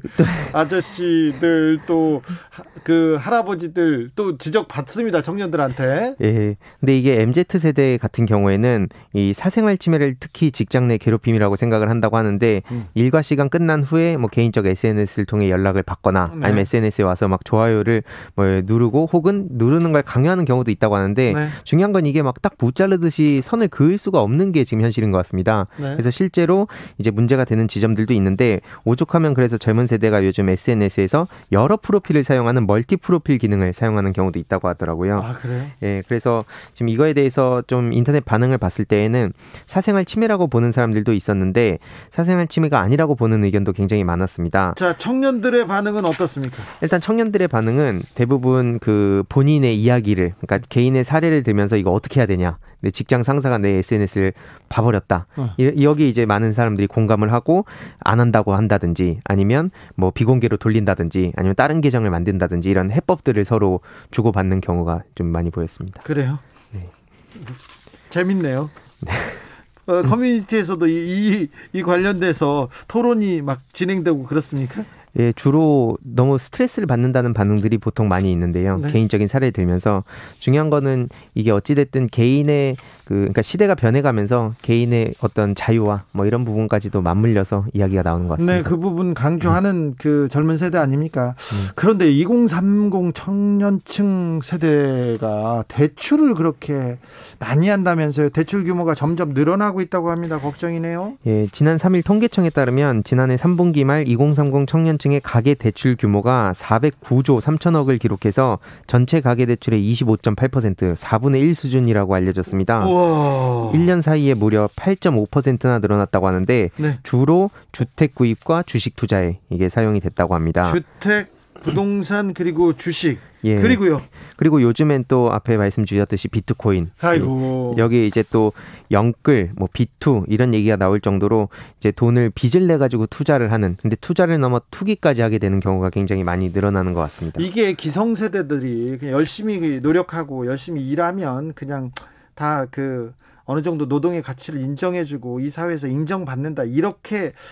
이런 교훈을 줘야 되는데 지금 영끌하지 않으면 지금 비투하지 않으면 사다리 끊긴다 이런 절박함을 갖고 있기 때문에 2030이 지금 빚을 내 가지고 투자하는 거 아닙니까? 예, 주로 많은 청년들이 하는 얘기가 안 하면 내가 손해를 보는 느낌 때문에 할 수밖에 없다라는 의견들이 많습니다. 나만 안 하면 도태된다. 예. 그렇죠. 그렇게 생각하는 사람들 많죠. 예, 결국에는 그래서 이게 뭐 출신이든 성별이든 학벌이든 뭐 돈이든 이런 게 중요한 게 아니라는 교육을 통해서 이제 그러니까 앞으로 자라나는 청소년들이 좀 인식을 바꿔갈 수 있도록 많은 노력이 필요하다고 봅니다. 알겠습니다. 감사합니다. 요즘 뭐하니 유튜버 황희두 씨였습니다. 네, 감사합니다. 오늘도 수고하고 지친 자들이여 여기로 오라. 이곳은 주기자의 시사 맛집 주토피아 주진우 라이브.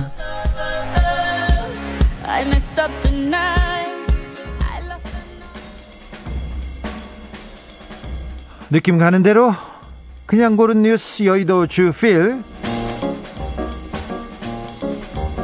누가 왕이 될 상인가? AI 관상가가 본 윤석열, 이재명. 헤럴드 경제 기사입니다. 윤석열 전 검찰총장의 관상을 무려 AI를 동원해가지고 봤습니다. 그랬더니 98%의 확률로 왕의 상이다 이렇게 분석했습니다. 눈이 가늘어 지혜롭고 진실되며 잠깐만요. 눈은 저도 가늘어요. 김제동이 제일 가늘어. 지혜롭고 진실돼 김제동. 그래가지고 눈이 가늘어 지혜롭고 진실되며 만인의 스승 같은 사람. 눈이 가늘다. 그럼 만인의 스승 같은 사람. 저도 좀 스승처럼 좀 존중해 주세요. 김제동도 존중해 주자고요. 자, 여권 주자 1위를 달리고 있는 이재명 경기도지사는 53%의 확률로 상인의 상, 장사꾼의 얼굴을 가졌다고 이렇게 썼어요. 그러면서 뭐라고 쓰냐면 AI 관상가가 단순한 견해일 뿐 재미 정도로만 참고하는 것이 좋다 이렇게 썼는데, 재미로 기사 쓰십니까? 근데 이게 재밌습니까? 정보도 없고요. 이게 뭐냐고요. 눈이 가늘어 지혜롭고 진실된다고요? 눈이 나 참 항상 저한테 눈 좀 뜨라고 좀 쳐다보라고 그런 얘기 하시던데 재미로 기사 쓰십니까? 이게 참 대단한 보도 나왔습니다. 이런 기사 쓰면 부끄럽죠. 왜 그러세요? 너무하지 않습니까?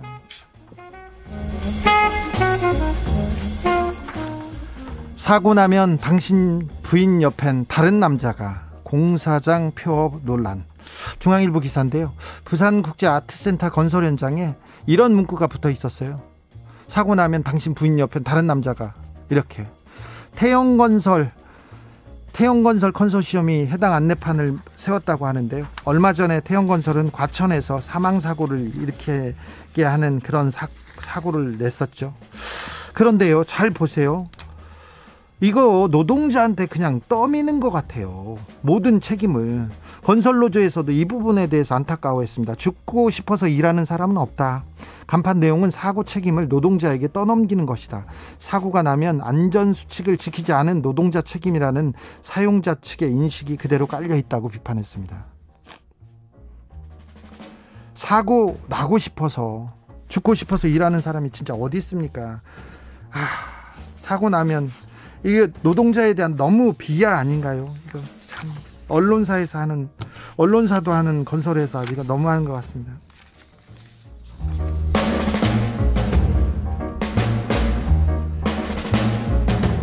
나랑 공짜로 우주 갈 사람, 사흘 만에 50만 명이 몰렸다. KBS 기사인데요.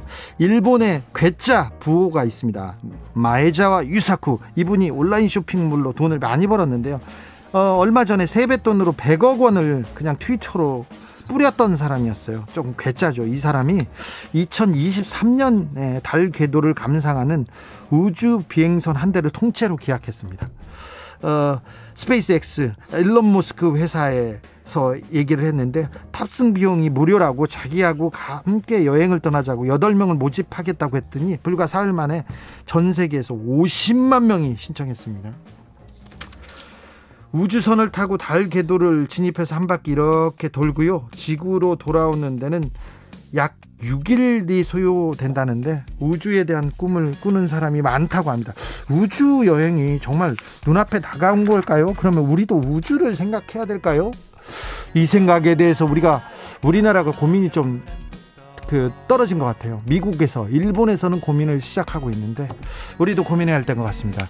델리 스파이스의 우주로 보내진 라이카를 들으면서 주진우 라이브 여기서 인사드리겠습니다. 저는 내일 오후 5시 5분에 돌아옵니다. 지금까지 주진우였습니다.